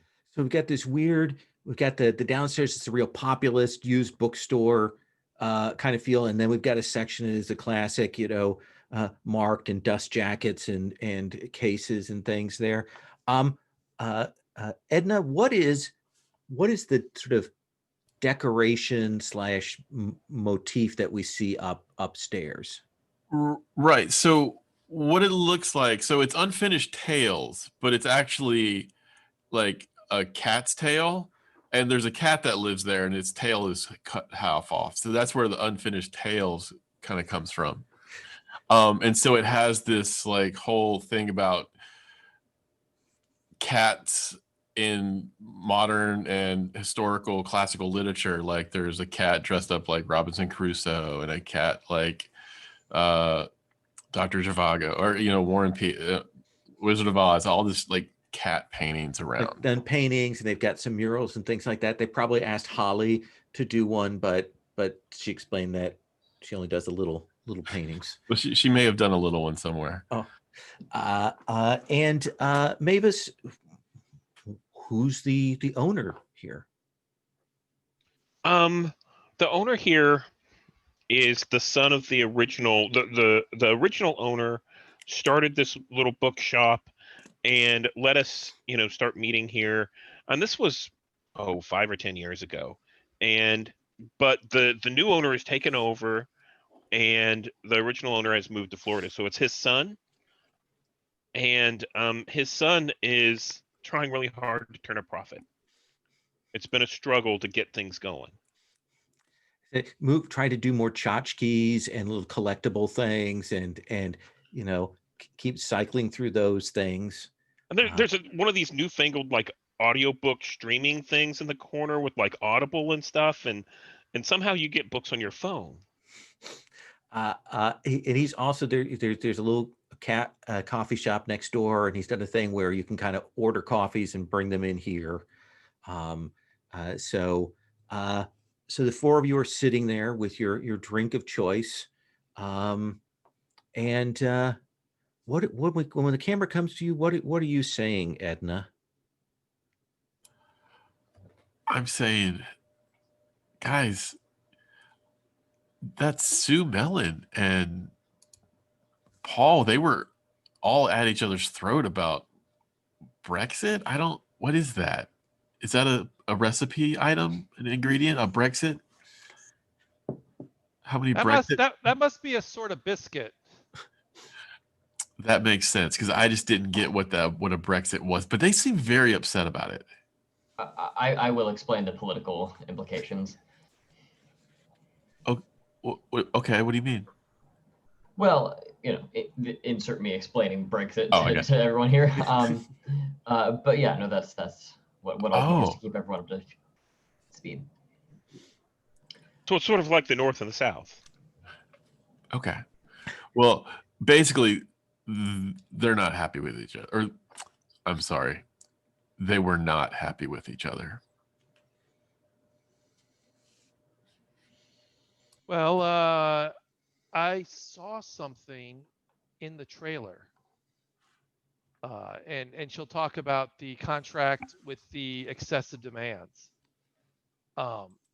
It could be that Paul was doing a power play to take more over the show, and one of his co-stars might not have liked that.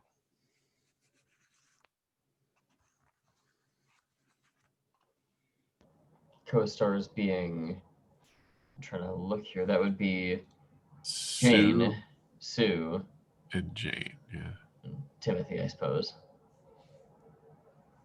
He seems very unsuspicious, though.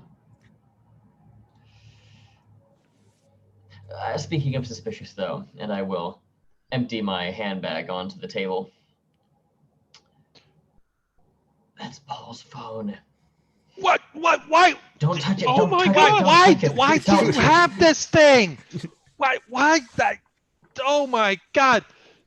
Oh, Do you know the code? Well, I haven't touched it. I don't want to get any like my fingerprints on it or anything like that. you I don't know know if the it even has a government code. can track those things, don't you? Can it? I does it, it had, I don't Oh think it has my- a location turned on. It's a British phone. I mean, Brits phones. Oh, those probably have the cameras on. It's probably recording us right this very second. but you know,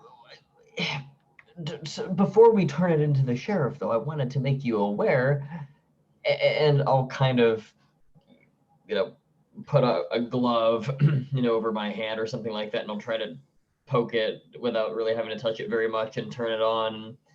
Show the the messages between Paul and whoever this heretofore unnamed paramour is, and say, I mean, clearly he was in some kind of heavy romantic relationship with an unnamed person. Well, now you wouldn't put your wife into your phone unnamed. You'd put her in as your wife. So this person was, I don't know, it reminds me a little bit of that Keith Sanders back at the beauty parlor. Paul, you've been a dirty, dirty boy.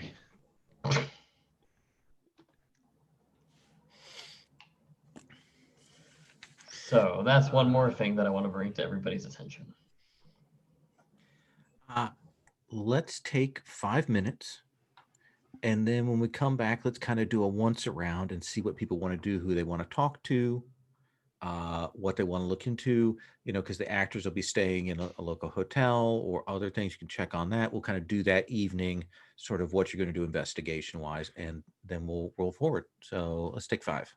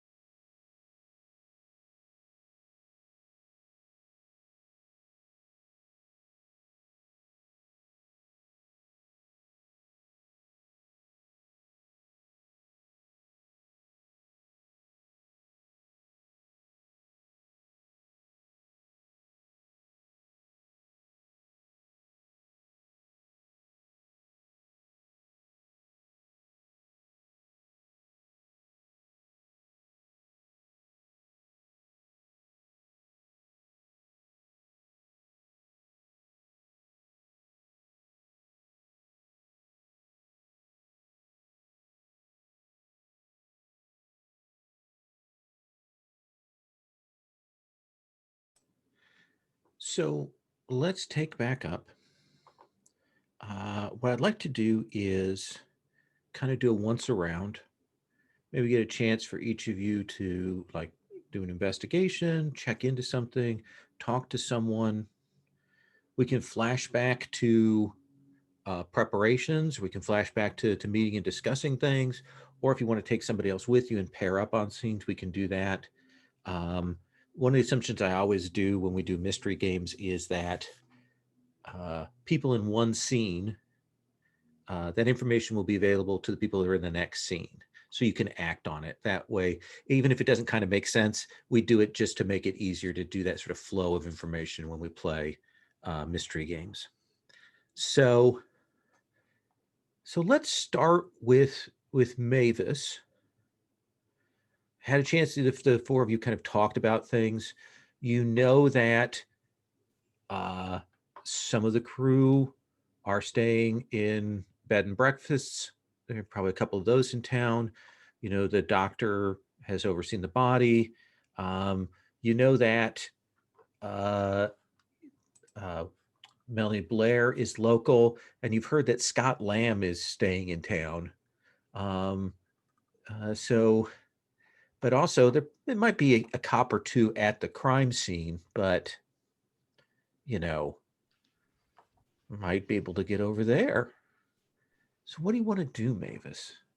So what makes most sense to me is I'd kind of like to pair up, if you Okay. don't mind. Sure. So how about Edna? Would you mind pairing up? And let's head over to talk to Sue Mellon. I'll take some of the dishes that we had from earlier today, and we can go over and talk to her. She was very upset, and you saw the tape of her. Yeah.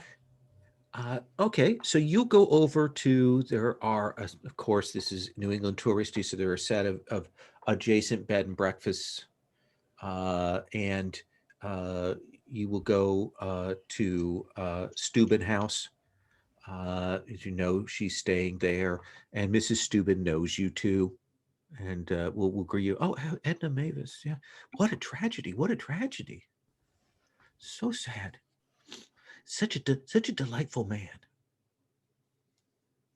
It's very sad to see his passing. Yes, the people came home and they were very, very downcast when they arrived back here. But can I help you two with something? Well, that's actually why we're here. Is we're here to bring some of the good Brindlewood Bay cheer to some of these foreigners. We want to make sure that they don't leave here thinking our town is poor.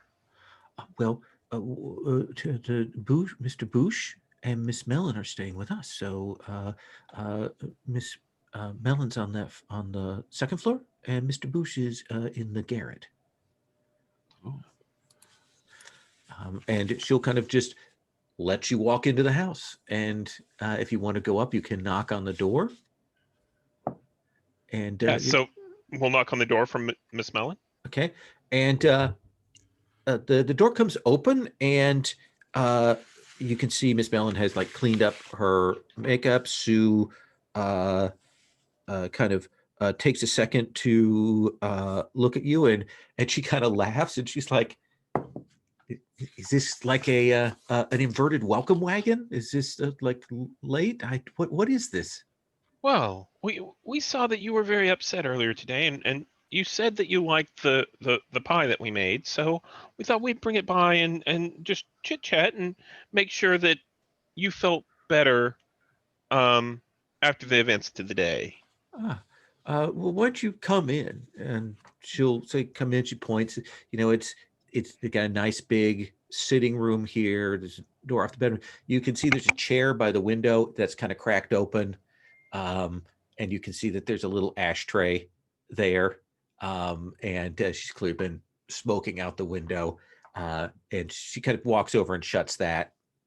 And she gestures for you to sit down, and she's, I don't think I could eat anything right now, but it's nice of you two to stop by.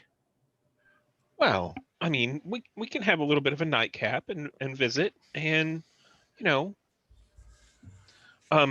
so how long had you known Mr. Riviera? I've been on. I've been on the show for a few years when they moved over to the new network. They had another pair of presenters before, and that was quite a thing. I don't know if you ever watched the early seasons. They are much beloved. And when We we love came the early on, seasons. and a lot of people do. So it was hard to step into those shoes when they moved over to Sun TV. That was so worked with Heath and Jane and Paul Timothy for 3 years now. I am so happy you stayed with them when they shifted networks, because your face is just a shining light on that show. It is so nice to see you. And otherwise, it would have been very upsetting for all the other people for all the rest of the people who watch your show. It would almost be like a death unto itself. I don't know about that, but that's nice of you to say. How much more shooting in the States are you guys going to be doing? Well, we'd planned on doing this and then going up to Bangor. Bangor? Is that it? In Maine? In Maine, yeah. Yes. And doing another round there, and then taking the winners from the respective contests on to shoot in New York. But I don't know how likely that is now. I mean, Heath wants to finish this up, but Well, I'm sure that much travel could really stress people out a lot, make people do crazy things. it has been tense here. How Well, so? yeah. You're on the road together for week after week. Even though we have separate trailers and things, there's just that being in close proximity and working with people. When we're back in England, we can go home and relax. Here, it's America, and Boy, do we know. yeah, this wow, you have a lot of guns here. Oh, honey, you should go where I'm originally from. There's a lot more there. It's wild. I went to one of your stores and they were selling guns and ammunition out. It's just, and they had a place where you could shoot. Honey, would you like to go shoot a gun? I can No, take you no, down there. no. I'm just saying, I will have a lot of material for my act when I go back. Well, that's true. I mean, every place is different. So I have to say, I feel really sorry for Mrs. Riviera. She's got to be really broken up. Oh, that's a generous interpretation of the situation. Well, I know whenever my Robert died, I just could barely contain myself. See, she usually isn't on set, but she came along on the American leg of things. And yeah, let's just say I doubt that she is in black right now. Then why was she here? My impression is there was some dispute between her and Paul, and she was along to do something regarding that. I'm not entirely certain. Well, honey, you can tell us. All right. So this is our meddling move. Yeah. Do you want me to do that? Yeah. Well, what do you want to roll with? Does this feel like presence or composure? Maybe composure. Let's do Okay. composure. All right. Okay. I rolled a 10. She will say, I heard them arguing the other night, and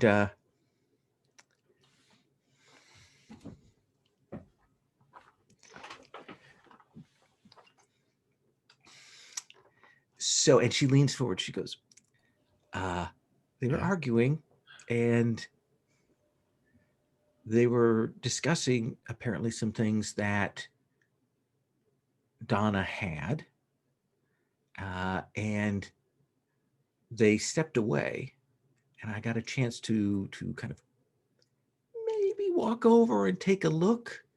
And Donna had clearly some correspondence between Paul and someone else of a romantic nature. Oh And dear. when it was good, it was good stuff. Someone highly placed in the present British government. Is it the Queen?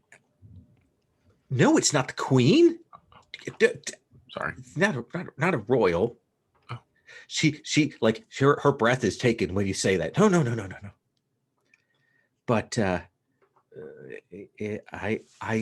don't know if she had copies or what. I only got a glance at it before I had to skedaddle. Goodness. Yeah. That must have been very hard for you to see. It's not great. Well, we really appreciate that you came to our town, and we're very sorry for the tragedy that happened here. We should probably be going. Unless Edna, did you have anything else? No. Yeah, no, I don't know. Okay. So let's the clue there is the love letters to Paul, a highly placed British official. And let's go to Bertie and Rose, and we'll swing back to you and have you call the scene, Edna. Okay, cool. Thank you. Does that sound good? Yeah. Okay. Then let's come to Bertie. What would you do? You muted. Holly, just like in the Crown Mysteries, you always got to talk to the spouse. Should we pay Donna a visit and make sure she's doing okay? I think so. And perhaps see if she herself was engaging in some kind of extramarital affair. That is true. Yeah, I'm right with you. So yeah, should we maybe let's see, what should we bring to her? Should we bring her maybe some flowers or should we bring her a bottle of bourbon? She liked Mavis's stuff. Actually, it might get her to talk. I think that is a very clever idea. Yeah, very good. Let's go to do that. Get the bourbon, get it to her, see how much she's willing to disclose. So a quick stop by the package store here in Massachusetts to get some alcohol, and you'll find that Donna is staying at an actual little hotel rather than a bed and breakfast here, and you will find her seated in the downstairs very, very small bar. Maybe 7 seats in it. A little like piped piano music coming in, and you can see that she has a looks like an amaretto sour and a couple of empty glasses there, and she looks up at you as you come over. Clearly doesn't recognize either of you. Yeah, I'll Hey, Birdie, or sorry, Donna, this is Birdie and Holly. We were contestants on the show, and we know you're far from home, and just wanted to console you. Well, are you losers or are you still there? Well, we're still in it. Sorry, I don't really watch. It's okay, but we thought you might like some. Would you like for us to sit down, and would you like to share some of our bourbon? Sure, sure. Pull up a chair. Have a seat. So, yes, drinking away my sorrows at the loss of my beloved husband. Mm. Yeah. No, when I lost my husband, it was in a car crash, so quite sudden, and it's yes. Was he drunk? No, but he was hit by a drunk driver. But it's I miss him every day, but we all move forward. So she pours her a glass. And she will definitely drink with you. You can tell she has quite a high alcohol tolerance. And what's your angle here? Well, first off, I'll ask her, where was she when the murder happened? So not so, bluntly, but just where were you when you heard the news? I was consulting with a young man because he's very interested in the business, and I know some people, and I was talking with him about all the people that I could get him in touch with. Being a mentor, twirls her hair. You know how it is. Healthy young man. Was this that Buck looked like he was a go-getter? He is quite the go-getter. Whoa! What? Whoa! Hey, here, have some more.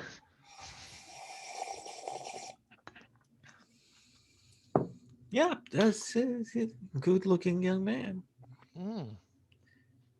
And so Buck was with you when you found out, when you came upon. Certainly, when we heard the screams, we were talking. Do you know what Paul was doing in his trailer? I don't know what he gets up to these days. I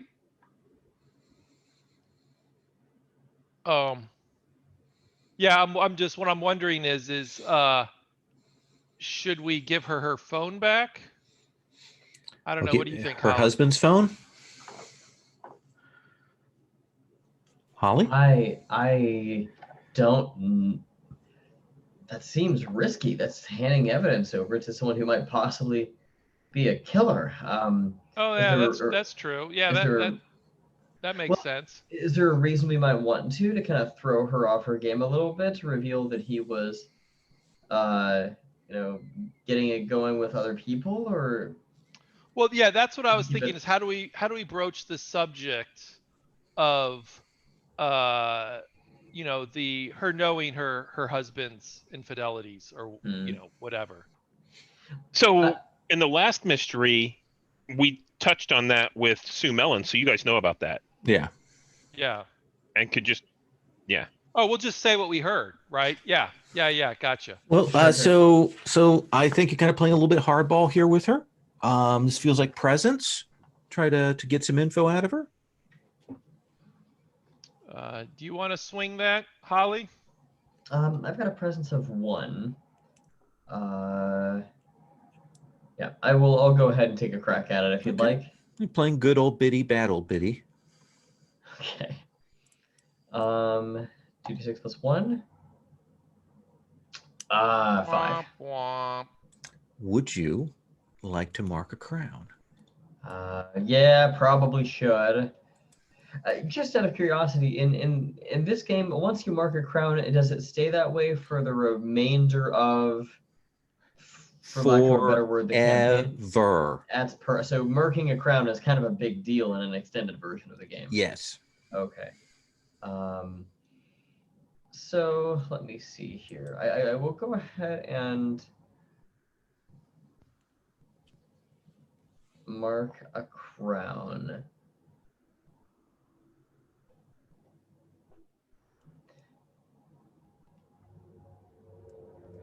What are you marking?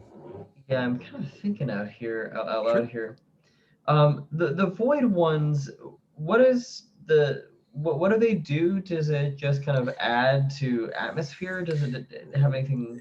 They have some mechanical effects. For example, when they go in order, when you mark the shadow of the garden, kind of represents that you've been touched by a little bit of the weirdness of the city. And from that point forward, whenever we do those cozy vignettes at the start of a mystery, you have to involve like some mention of the dark entities, some shape. Sometimes it's a dream, sometimes it's a symbol, something like that that starts to haunt you. Got it. I think just for the sake of fleshing out characters in the one shot, I'll mark my fondest memory with one of my children, and I'll recall when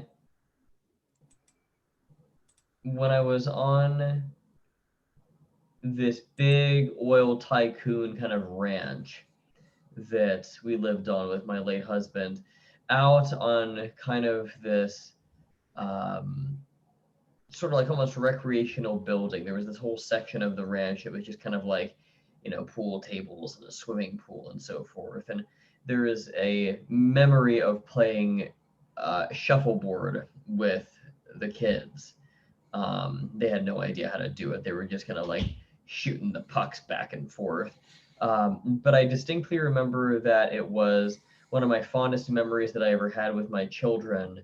And I have a bit of guilt attached to it because it occurs to me that one of the reasons why it was my fondest memory was because my husband wasn't there. Interesting. And this ties into how her husband and her are kind of not really doing too well, is the way that I'm making this work narratively. Oh, absolutely.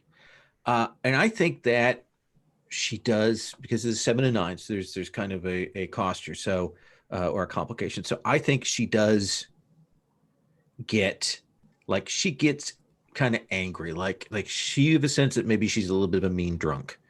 And you kind of push on her, and you see her kind of clam up, and she storms off.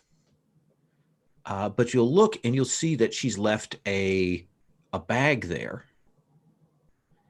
And you kind of look and take a peek in, and you'll see that there's some wrapping paper, like this was a present, and there's a box in there. And you kind of lift to see what's in there. And there are a pair of really nice earrings. Holly, you have an eye for this kind of thing. They are earrings in the shape of little bread loaves, but they are diamond studded. And as tacky as they are, these are worth a lot of money.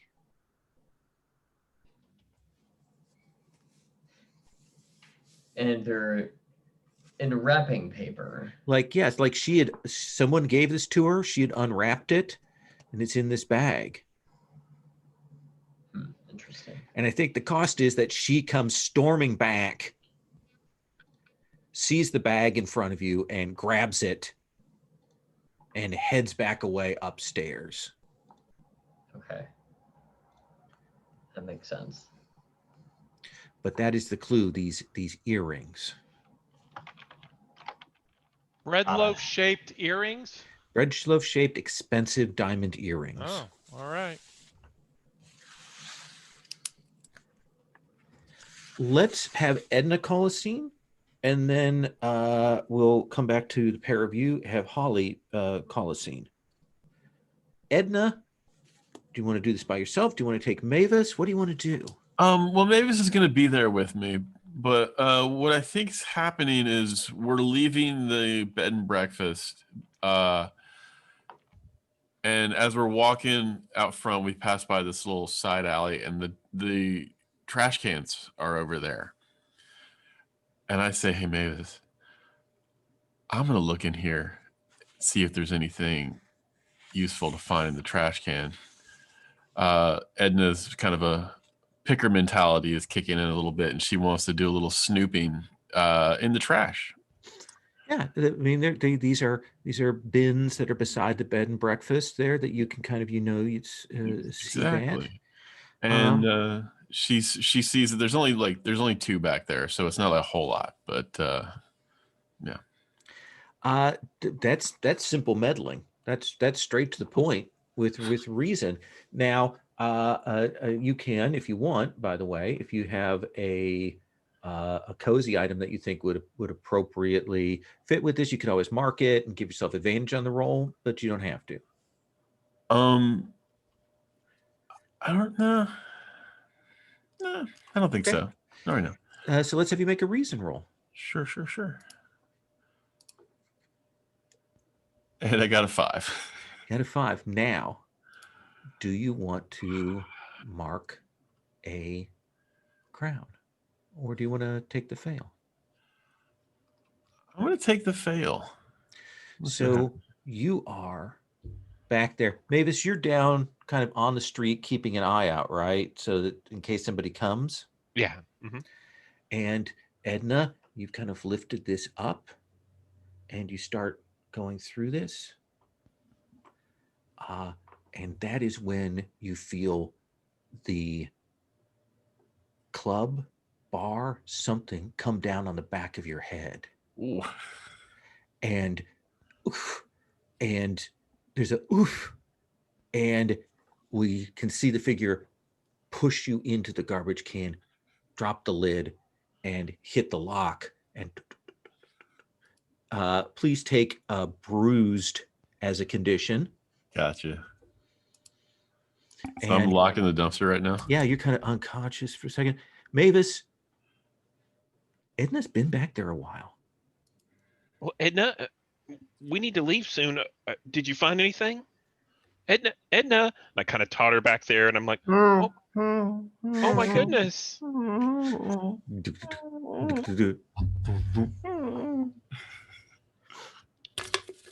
The garbage can is haunted.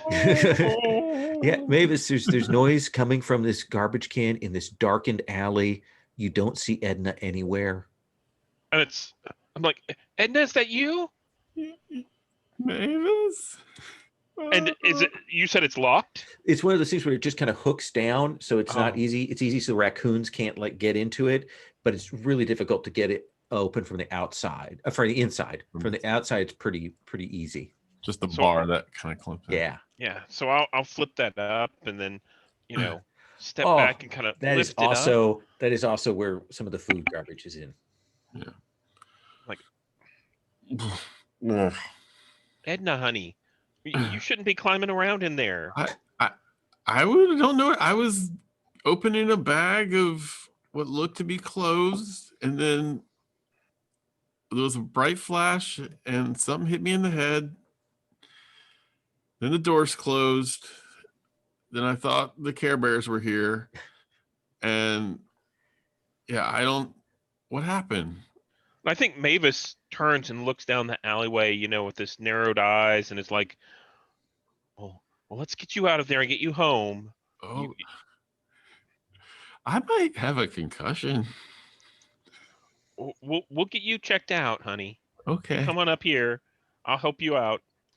Yeah, you get her out, and you can see signs that clearly someone else had already kind of gone through the garbage before you got there, and maybe you came back there while they were picking through.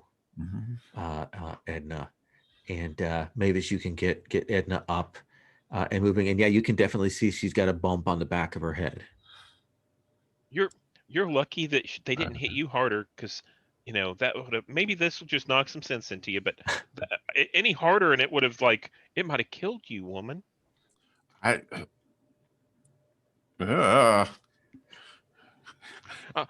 You just take it easy. It's okay.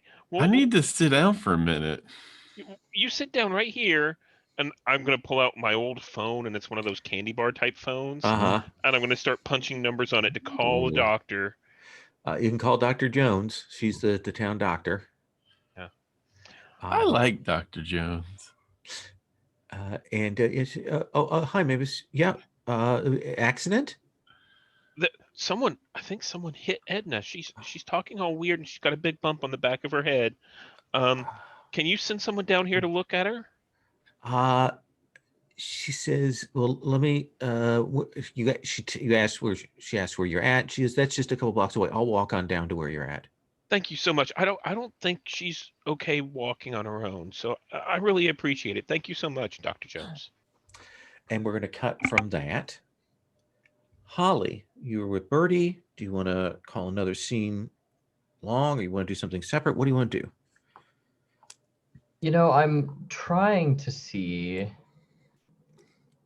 if we can revisit the situation with Buck, because I don't personally buy his story that he just happened to step on the phone and decide to take it with him. That seems mighty suspicious to me.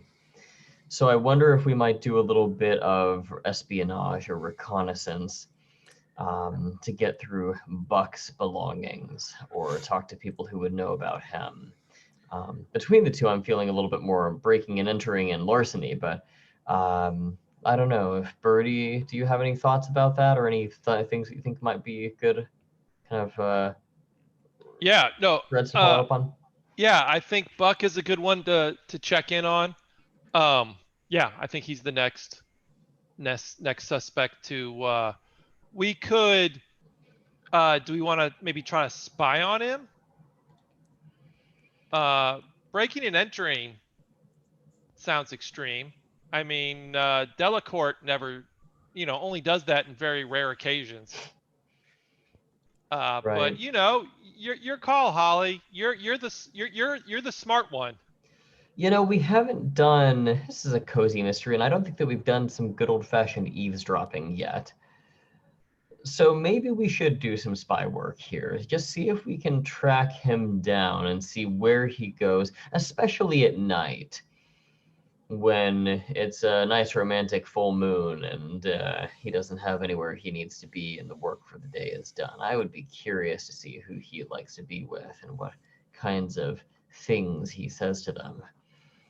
What is, as you're going to try and trail this handsome young man here after dark in Brindlewood, what is you kind of afraid could go wrong here?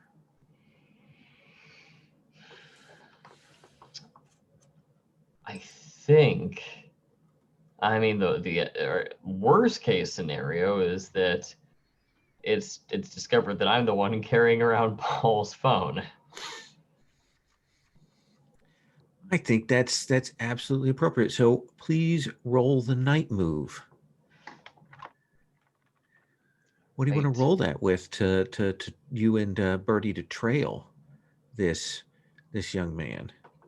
I'm leaning towards composure, just given how tense the situation is, if that works. Okay. Right. So +1, 11. 11.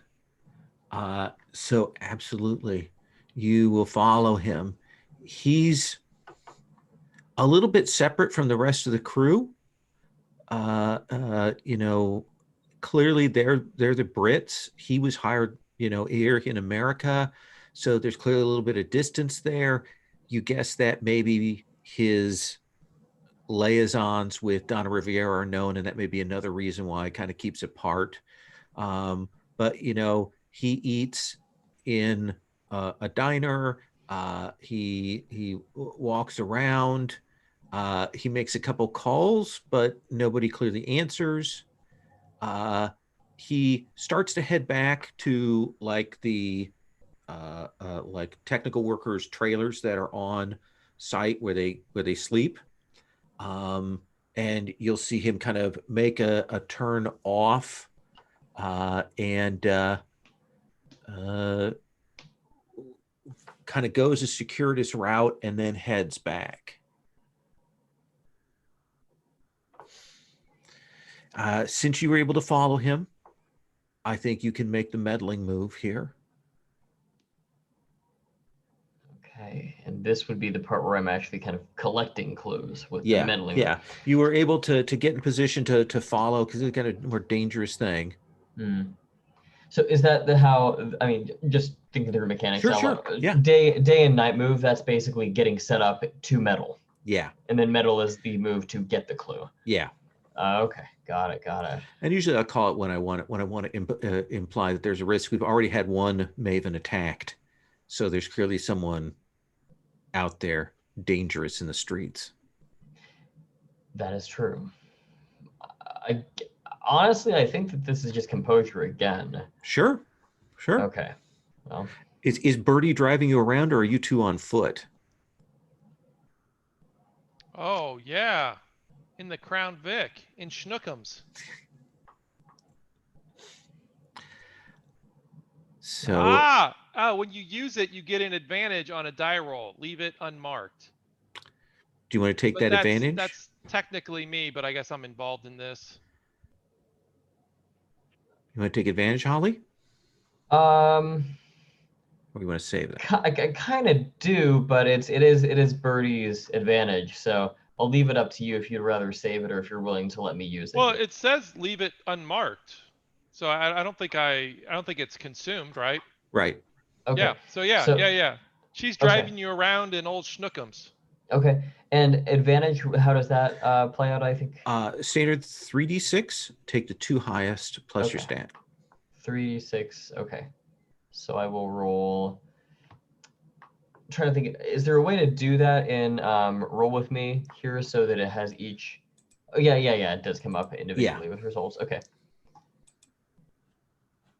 Wow, okay, that would be good either way. So 6 plus 5 is 11 plus 1 is 12. A 12 plus. So I think that at one point you will see Buck stop and he looks around and he pulls something out of his pocket and he drops them in this garbage can. And then he moves on. And you will wait a bit, kind of keeping him in eyesight, kind of got a sense of where he's heading back to, and you're able to get out and open up the can. And you will see that he's thrown in there one of those like travel agent like fold things. And you can see that there are a pair of airline tickets in there that are in his name and accompanying party. They are tickets to Costa Rica. And it's one of those, like, it's expensive, but you can buy tickets that have a range of dates. And it's one of those kind of open tickets. And is this like he's throwing away 2 actual tickets, or is it? Yes. Now that's interesting. Okay. Birdie, we're going to Costa Rica after all this is done. I like it. But there's a moment there, Holly, when you kind of are looking at the tickets, you hear the sound of the engine of the Crown Vic behind you, and you kind of look up because you're kind of near a park, and there's some people walking through the park. They've got, like, one of them has dogs. One of them looks like a pair of just, lovers after a late dinner, that kind of thing. And you hear that rumbling behind you, And when you look up, you realize that all 5 of those figures in that park have stopped, and they've turned, and they're looking at you, and they have no faces.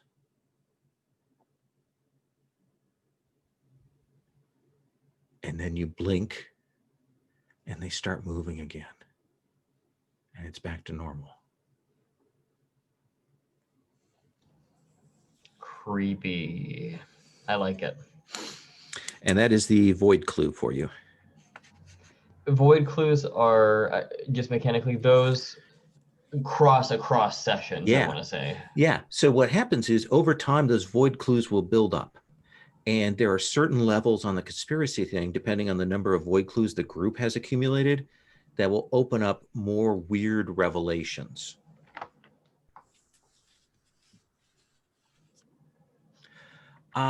So Edna, you will get checked out by Jane. She will bring a cold compress for you. She'll say, "You're very lucky. It looks like you're just bruised. You're going to want to put this on to keep the swelling down, but I don't think I think you're just very lucky there."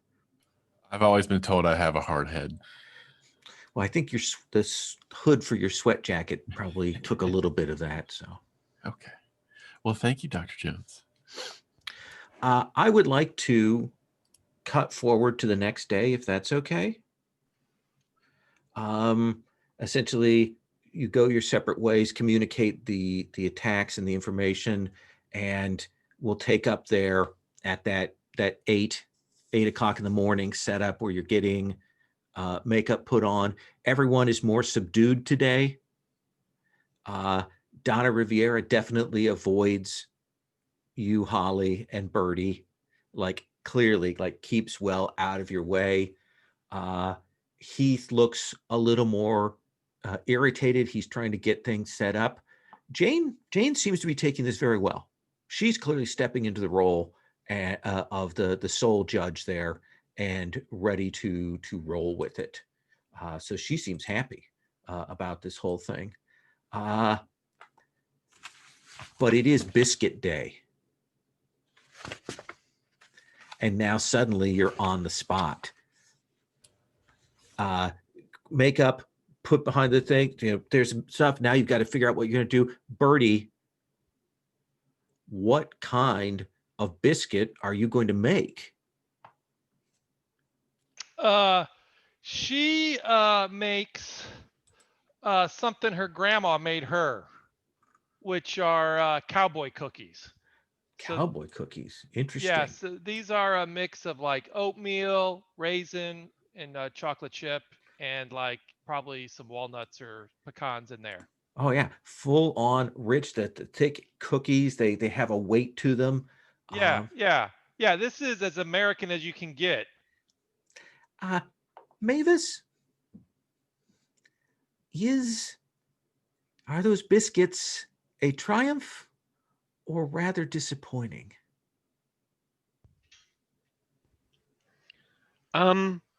So we only have the single judge, Yes. and I think she might struggle with them, but eventually realize they are very tasty. I'm not sure I would entirely call these a biscuit. They're something else. But in terms of taste, texture aside, it's a very interesting biscuit. You've taken a great risk here, and I think you've done very well. Mavis, what kind of biscuit are you making? I'm making lemon buttermilk cookies. Ooh, interesting. Tell me what that means. So these are very simple cookies. They have a glaze on them. They have a very simple lemon zest kind of taste to them. They're very clean tasting. And I think that after the strong flavors that we presented yesterday. And some of the comments, I think that they're looking for something a little bit more simple and clean. And Edna, these lemon buttermilk cookies, are they a triumph or a tad disappointing? Again, Steve has made me hungry. They're a complete triumph. Good job, Mavis.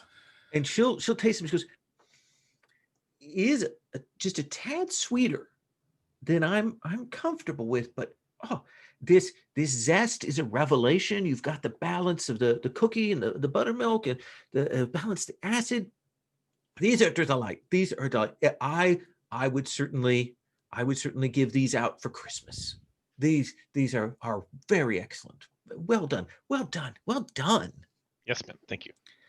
And you will see Scott Lamb come up, and he seems in a better mood than he has the past couple of days. And he has these chocolate raspberry sandwich cookies that he's made that are really elegant, beautifully done. When he was talking to Sue about what he was doing, announced what he was, once again, you saw poor Melanie like freak out. She was doing a sandwich cookie, and so she's flipped around and she's doing something else, trying to do a different kind of biscuit. But he comes up, and she's a little more reserved about it. It's clearly a beautiful cookie, but she does kind of hold back, and she goes, I really do think you show a great deal of promise, Scott, and I hope that you'll fulfill it someday.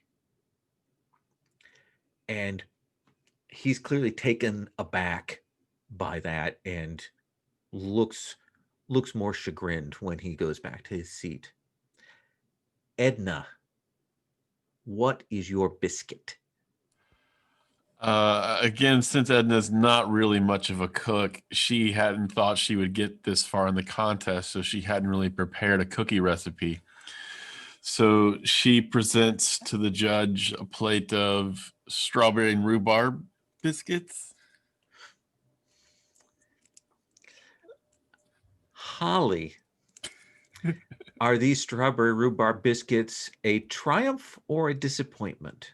I am going to flip a coin on this one as well. I'll do it in the dice roller here. Evens, it's triumph. Oh, these are, I'm afraid, something of a disappointment. She says, I rather feel that you're stuck in a rut here. If I didn't know, I would say these are the dog's leavings from yesterday's pie. Oh no, there was no dogs involved. This was just what was left over from yesterday. That's what exactly I mean. You really, if you can't break out of your comfort zone, then I'm afraid that you may not have a place with us here in the competition after today. I accept that. Yes, It's been a wonderful tour, though. I appreciate the time. Also, a little dry. I'll add more butter next time. And then, Holly, what is it that you put out there for your biscuit? At the risk of compromising my place in the contest, I'm going to make a rather ill-taste joke with my submission. I will be submitting Death by Chocolate for my flavor of cookie. Oh dear. And Birdie, is this chocolate on chocolate on chocolate death by chocolate cookie, is this a triumph or a disappointment? I would say they don't even taste it. Like, Jane looks at it, is speechless. So yeah, I'll say a disappointment. And she goes, Heath, could you come over here? And Heath comes over, and he and Jane step off to the side, and there clearly is a little bit of an argument that goes on there, and you hear tasteless. We got to get this going. Do you want to keep going the show? Because they'll cut us if you don't. And eventually she'll come back, clearly reluctantly, and she will taste the cookie, and she will say, "That is rather dreadful." You know, we can just call it regular chocolate if it would make things easier. I mean, That is a dreadful cookie. Disappointments all around. And she turns to Heath. If you got that, is that enough?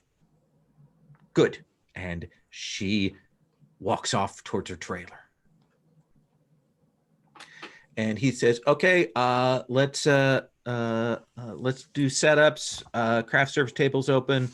Let's take a break here, and let's figure out how we're going to set up the next set of shoots."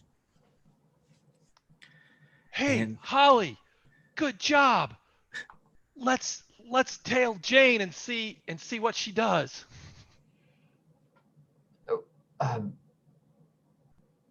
yeah, let's. I'm by all means. I think that it's pretty easy to tail her because she can't go far here. But she definitely does go back to her trailer. Do you want to try and spy on her? Yeah, let's do it. Birdie, I think that's the day move to be able to do that. Oh, okay. Do I roll plus stat or? Yeah, what do you want to roll with? What do you think is appropriate for, spying into an old woman's trailer? I would say, well, what would be the important part is to not get caught, Yeah. right? That's the thing. So Yeah. is that composure or reason? I think that'd be fine. Yeah, and I actually probably going to do this as a meddling move now that I think about it, because I think this is a little easier than stalking around at nights. But yeah, composure or reason. We'll just go composure. I don't have any bonus on that, but Okay. I feel that's just better. So let's roll. Bam. 4. Do you And- have another crown? Screw the crown. You know what I mean? A real maven don't need no crown. Absolutely. So I think that is, as you are doing that you hear, "What are you doing?" And because you're kind of up on the thing and kind of looking in, and Timothy Bush is up there and is clearly outraged, and he yells at you, "You shouldn't be doing that. You can't be doing that." And he's right in your face. I think I would like you to take the condition embarrassed. All right. Holly, you kind of turn around. You were kind of watching to try and cover Birdie, but you didn't see where Bush came from.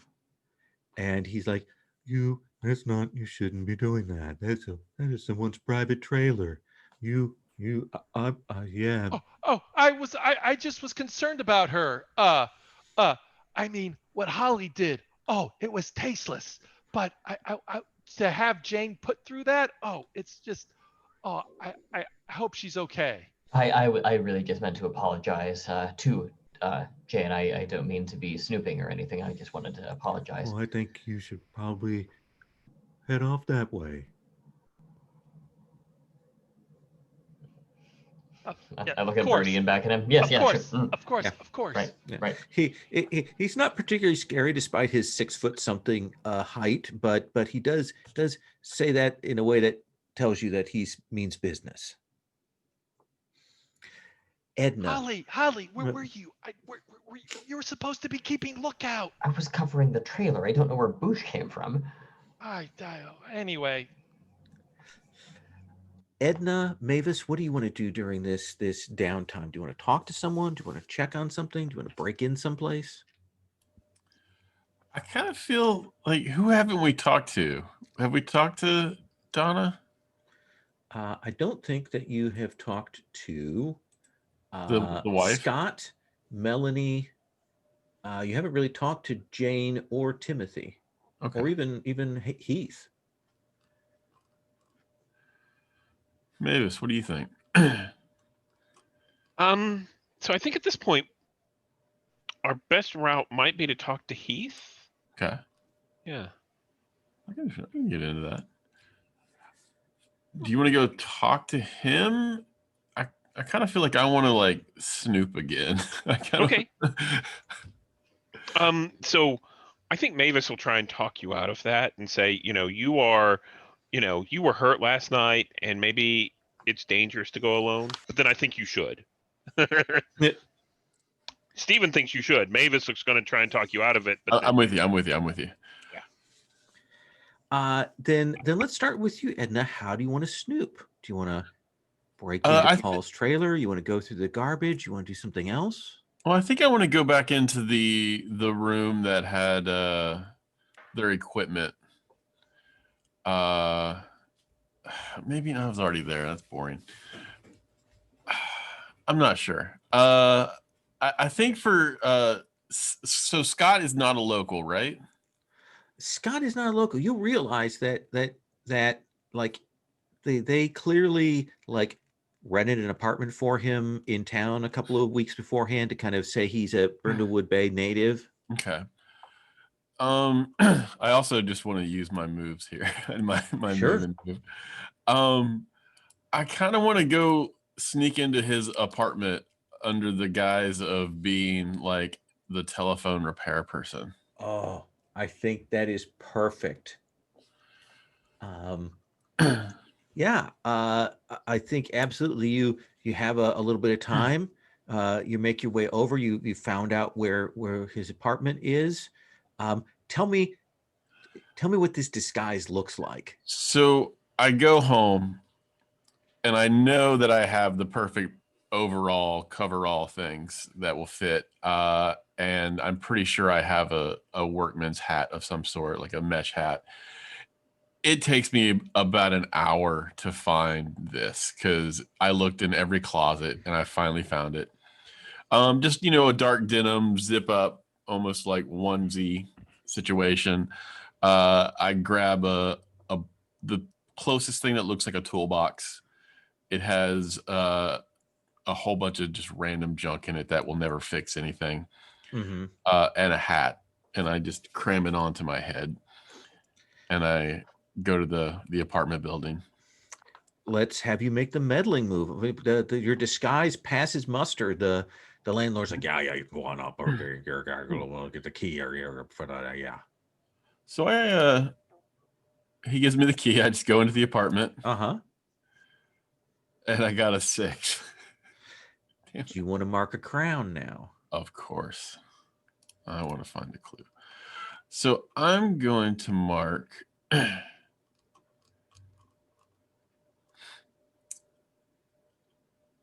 another crown of the queen. A private side of you very few get to see. So it's going to actually be my complete and real utter shame of the condition of my house. How much junk I have managed to cram in there within the last, I've only been here for like 4 years, but I'm so compulsively buying stuff that there's the, pathway from room to room, and I don't allow anyone in. I never invite anyone over. And I am like very much ashamed of it. It's not something I think is cool. So, and his apartment is studiously neat, and that kind of bothers you. But you'll come in and you'll look around.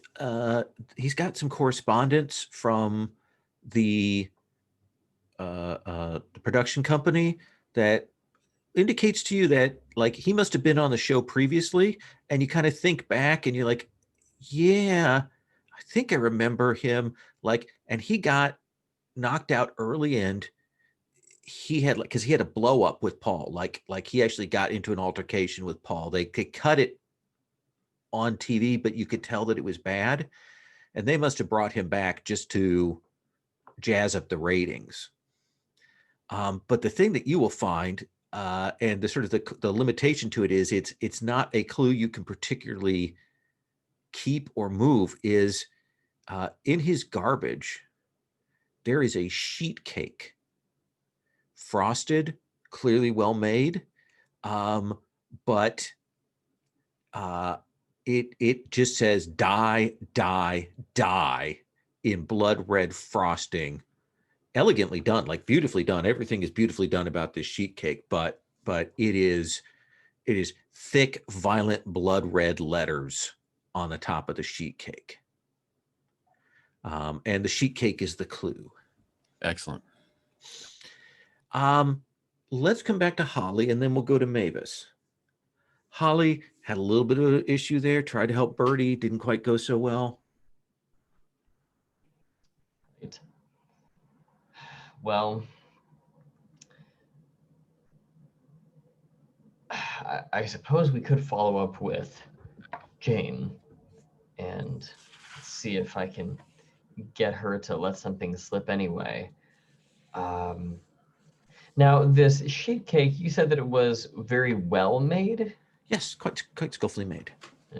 Okay. Well, then I'm leaning towards definitely following up with Jane at this point then. Is there a way that I can kind of catch her, before the show resumes and just offer an apology and then kind of seg into doing a bit more clue finding?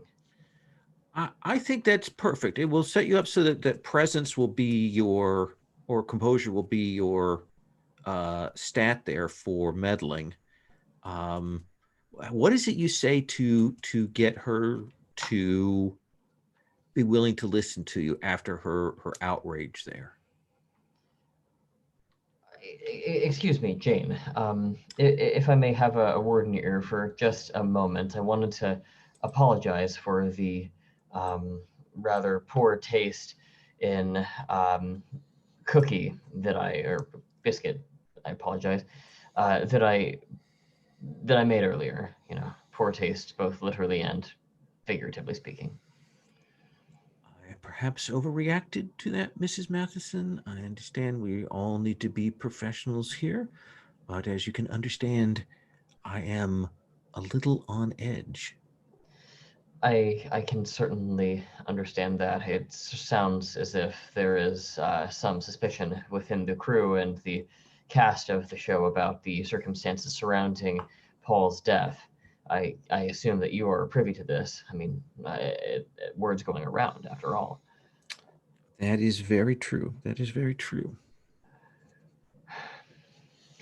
It's just so strange to me because it seems like everybody was such really good friends with him. I mean, I understand that there is always behind the scenes disagreements and things of that nature. Things relating to, I mean, I'm not a show business woman myself, but things like promotional matters and screen time and money and control over the things of that nature. But I guess what I'm asking is, do you think Buck knows anything about this? Let's have you make a meddling move. I'm trying not to be too on the nose. I suppose we'll do composure or presence, or both a +1. That is a 10. That is a 10. She will say, well, I know that there is something certainly going on between Donna's wife and, Paul's wife, Donna, and that young man, Buck. But I would not entirely be surprised if Paul himself was involved with Buck. I do not know. But And she holds up a pile of receipts that she kind of holds out to you. But we are dangerously going over budget. Paul has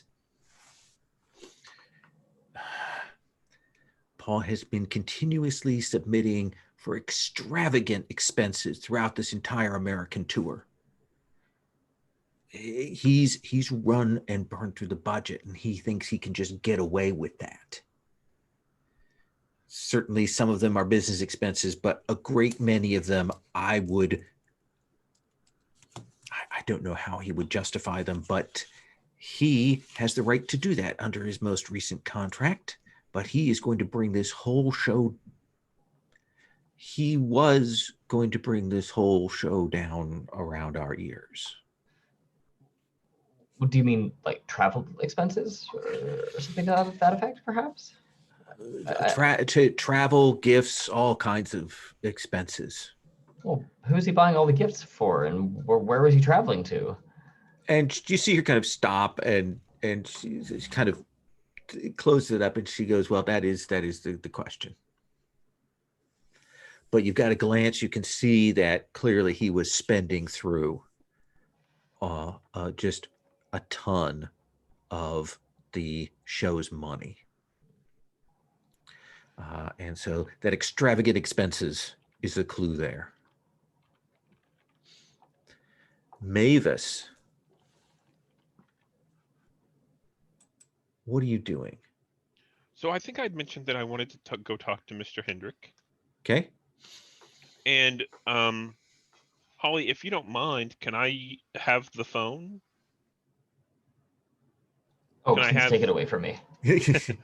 So I think that Mavis is going to cut there, switch to there. Okay. Yeah.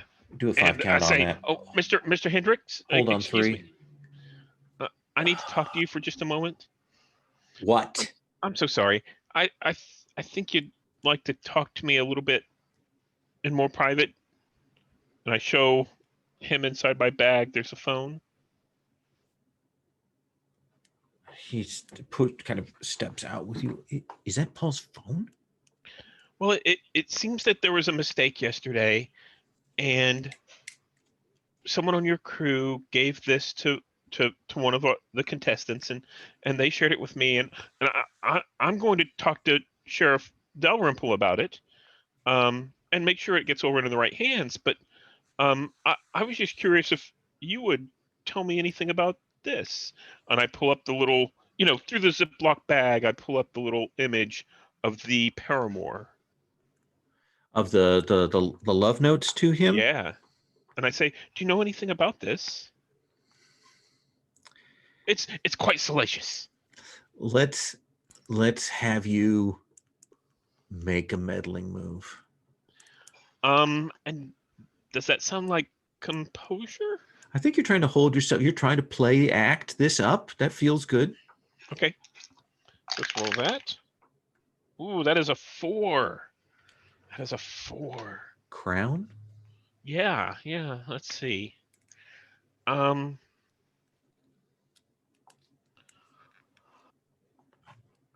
I think that I'm going to mark my fondest memory of my late partner. And this was probably around 20 years ago, when the kids were little, and Robert and I were gathered around the Christmas tree. And we had just had, the kids had just opened all their presents, and they were playing around on the floor. And the two of us sat back with a nice cup of warm apple cider. And sorry, I hate apple cider so much. Oh, I'm sorry. But go on. Yeah, and we were sipping at it, and it was just one of those perfect moments where everything kind of fit together. And he will take the phone from you. I think that's going to be the cost here. Ooh, okay. But he says, is a lover involved with this? Huh. Oh. Well, that would explain why they poisoned him. And you see, he kind of realizes that maybe he shouldn't have said that.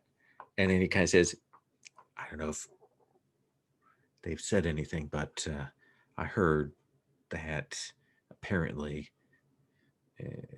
he was poisoned. Don't know the specific details of it, but yeah, bad way to go for a foodie, huh? And I'm sure you'll get that into the hands of the sheriff. Oh, absolutely, 100%. You can count on me. Yes. And he will step away. So that's the poisoning is the clue there. Let's do a scene with the four of you kind of meeting up to, you have some time before the next set of interviews and things, and you can kind of compare notes. Now, let me talk mechanically about this. Right now you have, I believe, 9 clues,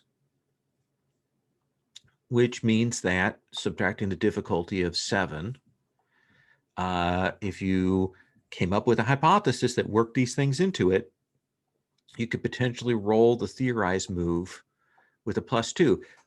But this would be, we can move to the discussion of the theorize, or we can continue on kind of looking around. What do you think? Strong feelings either way, Greg? Let's talk about it. Let's have some theory talk. Yeah. It's my theory is well, I'm kind of thinking about TV shows and these like movies kind of, and things. So it's never the most obvious, right? So Donna and Buck, I think that's something going on.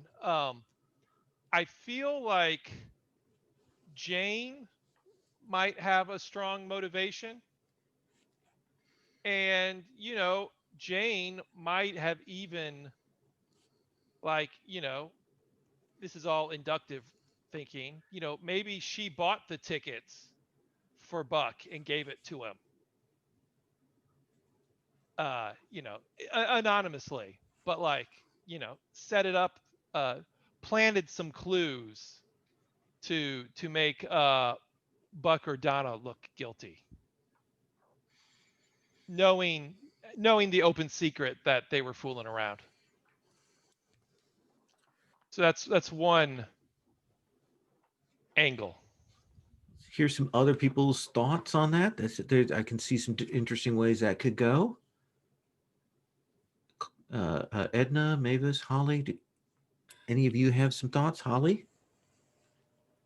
Well, I was thinking along the same kinds of lines. I keep thinking that Jane could have been lying, but she made a comment that led me, I forget what it was exactly, but the thought pops into my head that perhaps Paul was also in love with Buck, and he was the person in his phone that was the kind of unlisted number. That would make sense. And it's entirely possible that Donna was also interested in Buck and was simultaneously angry at her husband and jealous for Buck. Of course, you'd have to figure out how the cake applies to it, because I don't know if Donna can bake or not. The only other person I know of that can bake on this show is Jane and some of the other contestants. But that's what I'm kind of thinking here as one additional kind of possibility, but it's much the same kind of thing. Edna? I saw you unmute there. Yeah, I was also thinking of Jane because she's kind of been the less obvious in the same way, but also like she can cook. She has more ties to England than some of our other characters here. She could even be the person that's highly placed in the British government.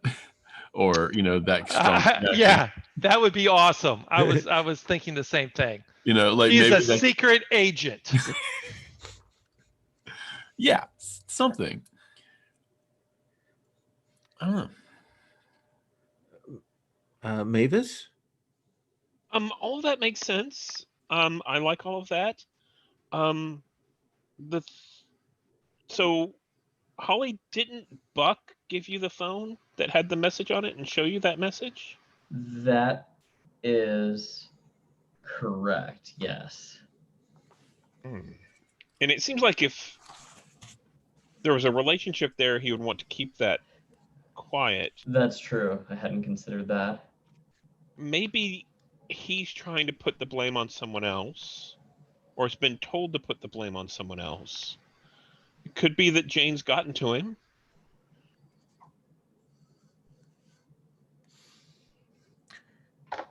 So in that case, so Jane's pulling strings behind the scenes. She's gotten Buck kind of under her thumb. Certainly Buck's a cameraman, so that whole videotape of Mellon and Riviera could be a setup there. Right. Bertie, thoughts on that?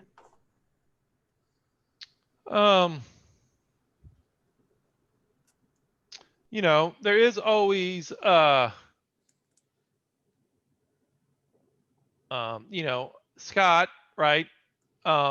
Or it could be one of the mavens. They all had pie that Paul Riviera ate. So I think it's Mavis. But let's see. It's funny. I was thinking, oh, maybe I could get my son to hack the phone, and never got around to it. So the thing that got away. Did we ever Well, talk to Heath? Oh, sorry. Just briefly, yeah, Mavis did. One thing we could, is there some sort of setup that we could do that might cause the murderer to reveal themselves? That is part of the theorize move, in the sense that you give a theory and then we roll to see how that gets kind of played out, if that's, you know, a trap or a revelation or something like that. So another clue that we have are the expensive earrings that Donna had, and it could be that that was kind of a payoff. So Jane is paying off Donna, manipulating Buck. Something like that, yeah. They kind of look like they could be manipulated. Well, So maybe Mavis should show up wearing those earrings. That would explain a lot of things. If you did it that way, it would explain why Jane would be affected by the contract demands. You mentioned the manipulation, so that would explain the tickets, might explain the diamond earrings. We've got the extravagant expenditures. It would make sense that he was poisoned, because that's typically a woman's device, and she is a cook. And look at that face. She's laughing at us right now. She's laughing at us. Yeah, look at her. If you can tell me how the sheet cake fits in to this whole Jane manipulating Donna and Buck and poisoning Paul, any thoughts on that? And the sheet cake is in Scott Lamb's. Yeah, it was in Scott's apartment. I mean, that could just be Scott working out some tension. That certainly, I mean, you can establish that as a red herring if you can explain it. So, well, if Scott had previously been on the show and had a falling out with him, I mean, that kind of makes sense. If he's at his apartment, you know, cooking one night, and as he was getting ready to decorate the cake, he gets mad and just writes "die, die, die." Maybe he was going to present that to Paul before he died. makes sense. He made it and was going to take it there the next day, but then Paul ended up dying. He's like, maybe I shouldn't take that to set. Yeah, but we picked up the slack. Yes. we picked up the slack on that. So someone, then I think we have a theory. Someone needs to roll theorize at a +2. You cannot use crowns on this. Well, I have not rolled above a 6 all game, as far as I Okay. can tell. So I'm taking myself off the So table. you're due. Fair enough. Mavis, Holly, Edna, one of you wish to roll? Mavis, take us there. Oh, I don't want to roll. Do either of you want to roll? Holly? No, how about you? I'm certainly willing to, but I don't care one way or the other. Let's have you I- roll. I just want someone to blame.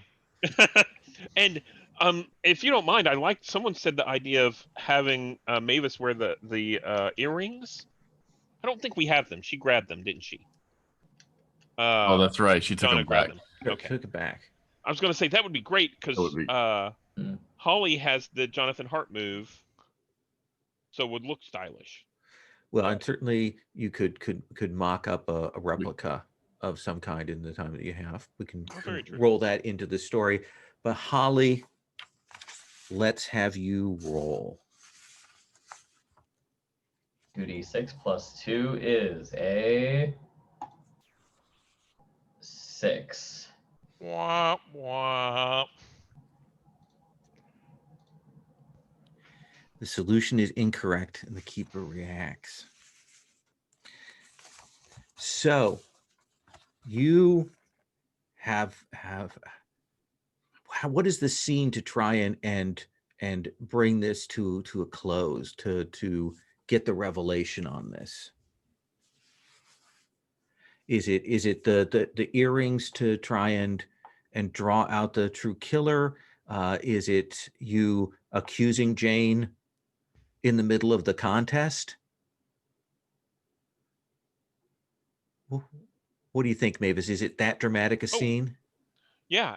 Actually, I think we invited the sheriff in to watch part of the taping. We said this is pertinent to the show, to the case, and then while the cameras were rolling, we confronted Jane on camera with our evidence that we have, all the different clues we've collected, and expected her to fold. So, Edna, what kind of cake did you bake for this? For this final big, you knew this big revelation was going to come. Well, I was really excited and I was pretty sure we were correct. So I made a cake in the shape of those earrings. Nice. And I decorated it with they were green, right? Mm-hmm. So I decorated it with green what's the word I'm looking? Garnishes that Birdie grew. And it was a strawberry and rhurbarb cake. Fair enough. Yes. You know. You tell if this was Staying going to on continue theme. on, you'd be out. Birdie, what kind of cake did you bake? Sorry. My cake was okay. It was a recipe from the Pilgrims, which they had, using so it's some sort of cornmeal.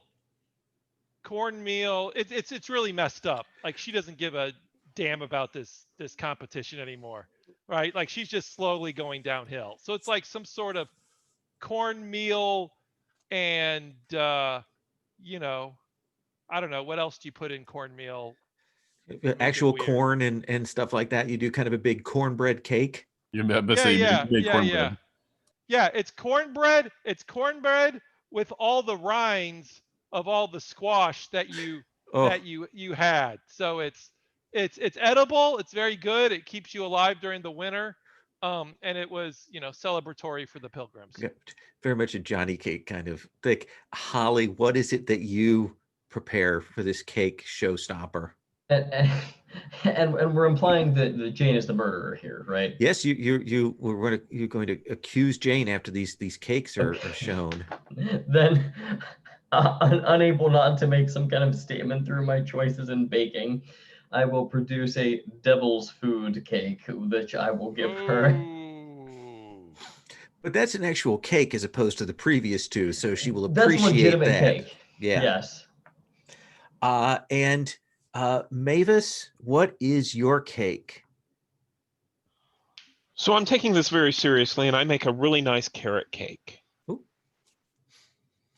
Beautiful carrot cake. Get that moistness right. Get that cake texture right. Get the frosting right on it. That cream cheese frosting on it. She's pleased by that, and I think that's the point at which you get chosen as the top baker for the day, and Edna and Bertie get eliminated, and they kind of go through, and that's the point at which the four of you call Jane out onto the carpet and present your evidence and accuse her.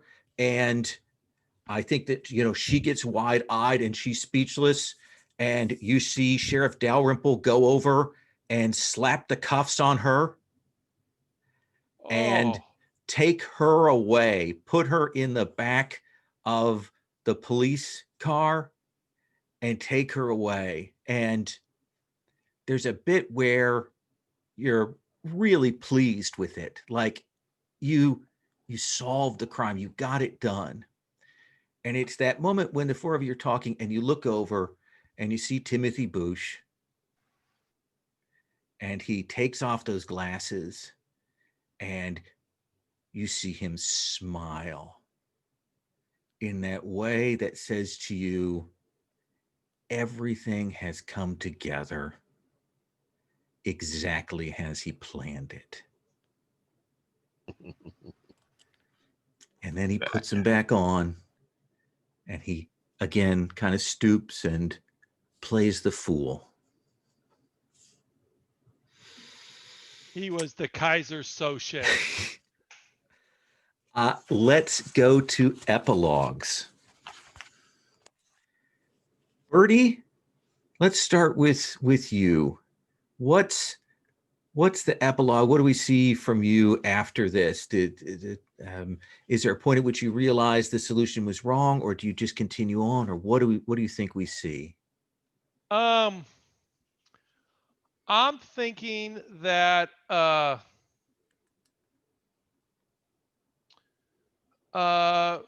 Birdie has she's actually currently dealing with criminal proceedings for meddling with the evidence. I think we'll say that they caught the phone and saw that it was in her possession for somewhat, Mm-hmm. and the sheriff and so this is at the state level, they're going after Okay. her. So the sheriff, he's not necessarily prosecuting her, but he's just kind of like, well, that was going to come to you one of these days. Yeah, cut you off, and you're in the middle. The only thing that probably feels like at all good to you is it probably is undercutting the case against Jane in some ways. Mavis, what about you? What's the epilogue we see for you? So I think Mavis, goes back and realizes she's, you see her excited about winning the bake-off, and of course, because the two hosts are now out of the picture, the show's been canceled. And they're going to revamp it. They're going to keep Sue Mellon and Timothy Bouche on and call it the new Bake Off. But they're not going to come back to the US. Oh no, never. Because that's just too much trouble. They have two new hosts. I think Scott Lamb has made one of the hosts. Yeah. Nice. I like that.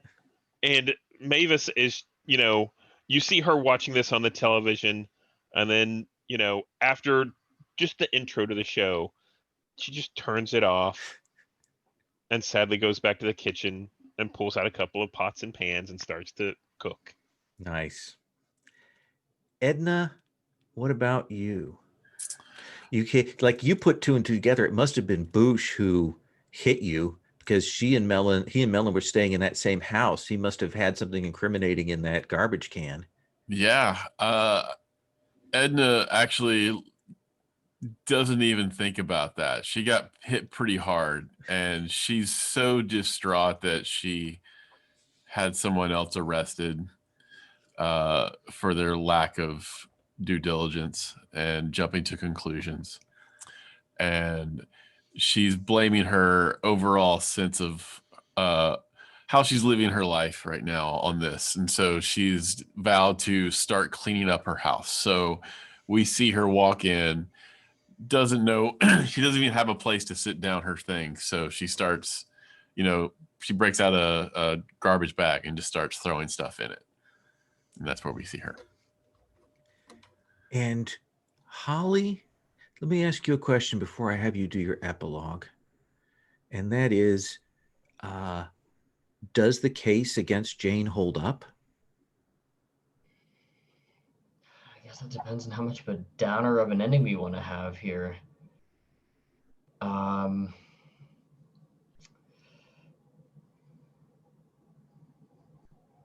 I'm leaning towards no. Okay. I think that we have a lot of. I don't know how good how watertight our detective work really was.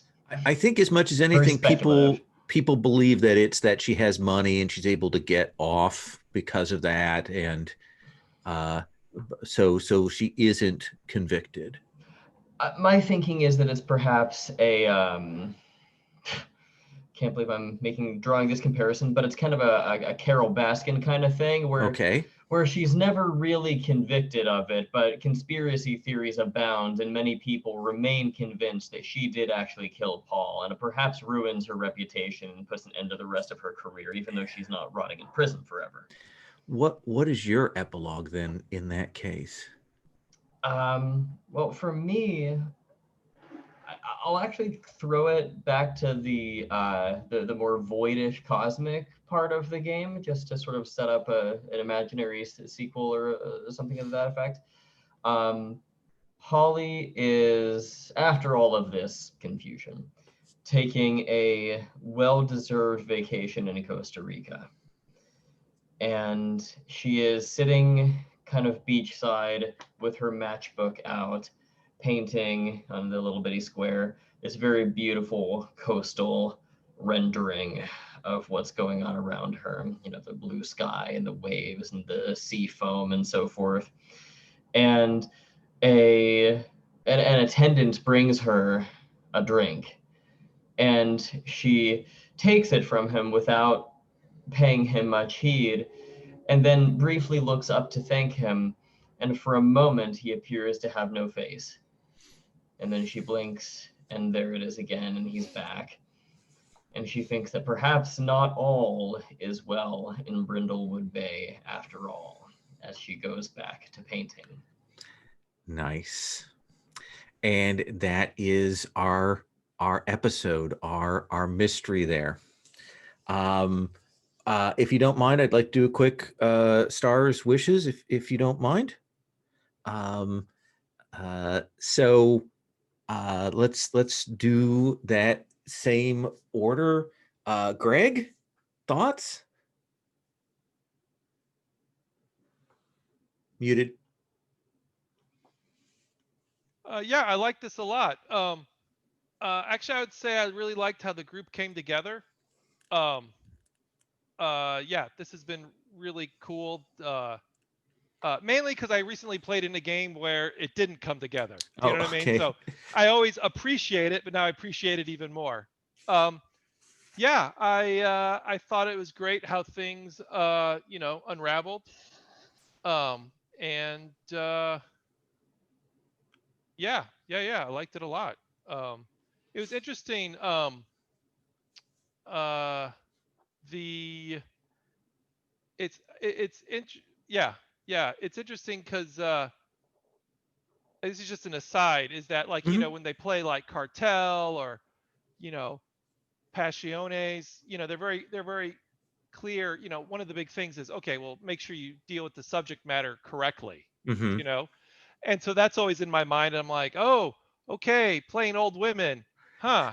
How could this go bad? Or, you know what I mean? Just my mind goes down that route. Mm-hmm. But that's just an aside. So, but yeah, it was great. Well done.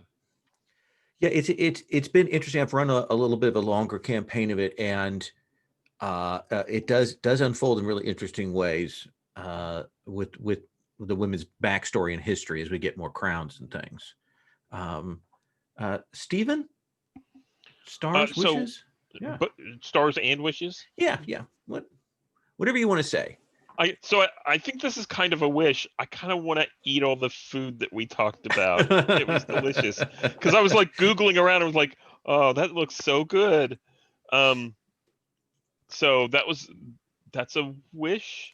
Yeah, fair enough. So I am curious in long-term play how a failed theorized like what we saw works. So I don't usually like to talk about other games but I'll give you the context. So in one of the campaigns, they had done 3 successful mysteries, and they got to this 4th one, and they botched the roll. And they botched the roll in one of those sort of drawing room revelations. And what happened was one of the other suspects, who was angry about what went on, shot the 2 people that they accused. And they were only able to save the lives of one of the 2 accused. And as the one was dying, she said, you know, we didn't do it.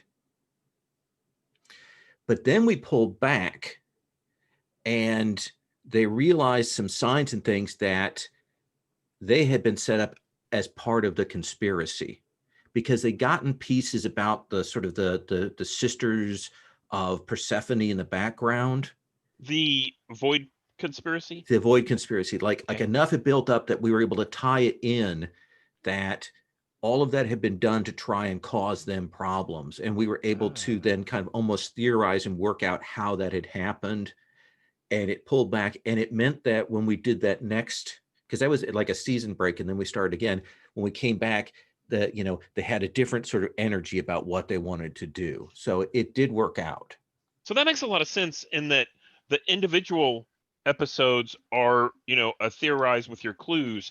The overarching thing is the void clues that kind of ties it all together. Yeah. That makes sense. And it's not only the void clues, there's actually a sheet of pieces of information about the conspiracy that can get dropped in depending on how many void clues you've gotten. So there is a set of backstory that builds up over time.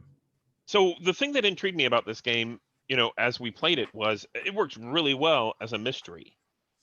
And mysteries are really hard to pull off and figure out how, you know, getting a good mystery game going, it is pretty hard to have one that's satisfying. And even in the end, with the failed theorized roll, it was still a very satisfying story. Mm-hmm. So yeah, that's really interesting. And to be honest, it was a hoot, you know, playing with everyone and designing the little old ladies and their backstory and what they like to do. And, you know, I like to go yard sailing, and I like to, you know, jet set around and clothes, and that was a lot of fun. Great characters. Yeah. Everybody's characters were dynamite and played together very well. I wish it wasn't a one shot, so we could have had more time for some of those interactions, because I really did like that. Clint? Yeah, I really like these games that are starting to put the like tell a story bit. Like Escape from Dino Island has that. If you guys have read that, where it's like you want to do a thing, tell a story that has nothing to do with what's going on, which is just a kind of really fun little mechanic. So I was like, I'm definitely going to take those, because I want to take an opportunity to do the little tell a story thing. Oh yeah. I think that's fantastic. Yeah, no, I agree. These are good mysteries, or good, you know, format for a mystery. Don't really know of any wishes per se. Okay. But yeah, no, this is good. I appreciate your work here, Lowell. There are a lot of great, like the templates for these mysteries are really excellent. Like as a GM, I don't have to do much prep. The mysteries are really well presented. They're very easy to do. They're very flavorful. So I've loved that. And I do want to point, I loved everybody's backstory bits. I mean, we're just getting new characters, and yet we got the kind of backstory bits that we might have gotten deeper in a longer campaign. And I love the sort of the not quite hoarder, but kind of, and the guilt about that. Everything for that on the character moments I really, really liked. David, thoughts? The main thing I think is just that I feel like we all fit a nice kind of set of, we all fit into our individual niches really well when we were portraying these characters. Like Clint, I thought especially the way that you portrayed Edna was hilarious. She was just kind of like, and I mean this in the most affectionate way possible, kind of dumb, but it was like really, really well done. I was aiming for ditzy, but Yeah. not dumb. Yeah. Right. Yeah. Well, I was thinking of not B. Arthur, Betty White's character from the Golden Girls. Like that. Boom. Totally. That was like exactly the energy that I was getting, and it was just really good. And Greg, I felt like Birdie was this sort of conspiracy theorist almost, who was like had these wild speculations, but some of them were actually quite accurate. And it was kind of funny to see how that played out. It was just fun. And then Steve and I felt like Mavis was sort of the brains of the operation, whereas I was just kind of mean, and Clint's character was kind of ditzy, and Greg's character was, in my mind, a little bit more conspiratorial. I feel like Steve and Mavis really kind of was the glue that was holding this group together, and it was really kind of, we just had nice cohesion, I guess is what I'm saying. Yeah. Just kind of like what Clint was saying, Lowell, I think that mysteries are, as a general rule, hard to run, especially when there's a horror element to them. And I thought that this was really well run. Thank you. It felt smooth. Yeah, I have no complaints on it. The only wish that I really have is one day I'd like to get a chance to do some kind of long-term play and see how the void stuff kind of it gets folded into everything over time. But for a one shot, just to illustrate how the game mechanics work, I thought it was awesome. Awesome. Thank you so much. I'm glad you dug it. I feel bad that you didn't get that win at the end. And yet I thought that it really, all of you rolled with it. Like I felt like you were taking it and moving your characters on with it. I'm going to stop the recording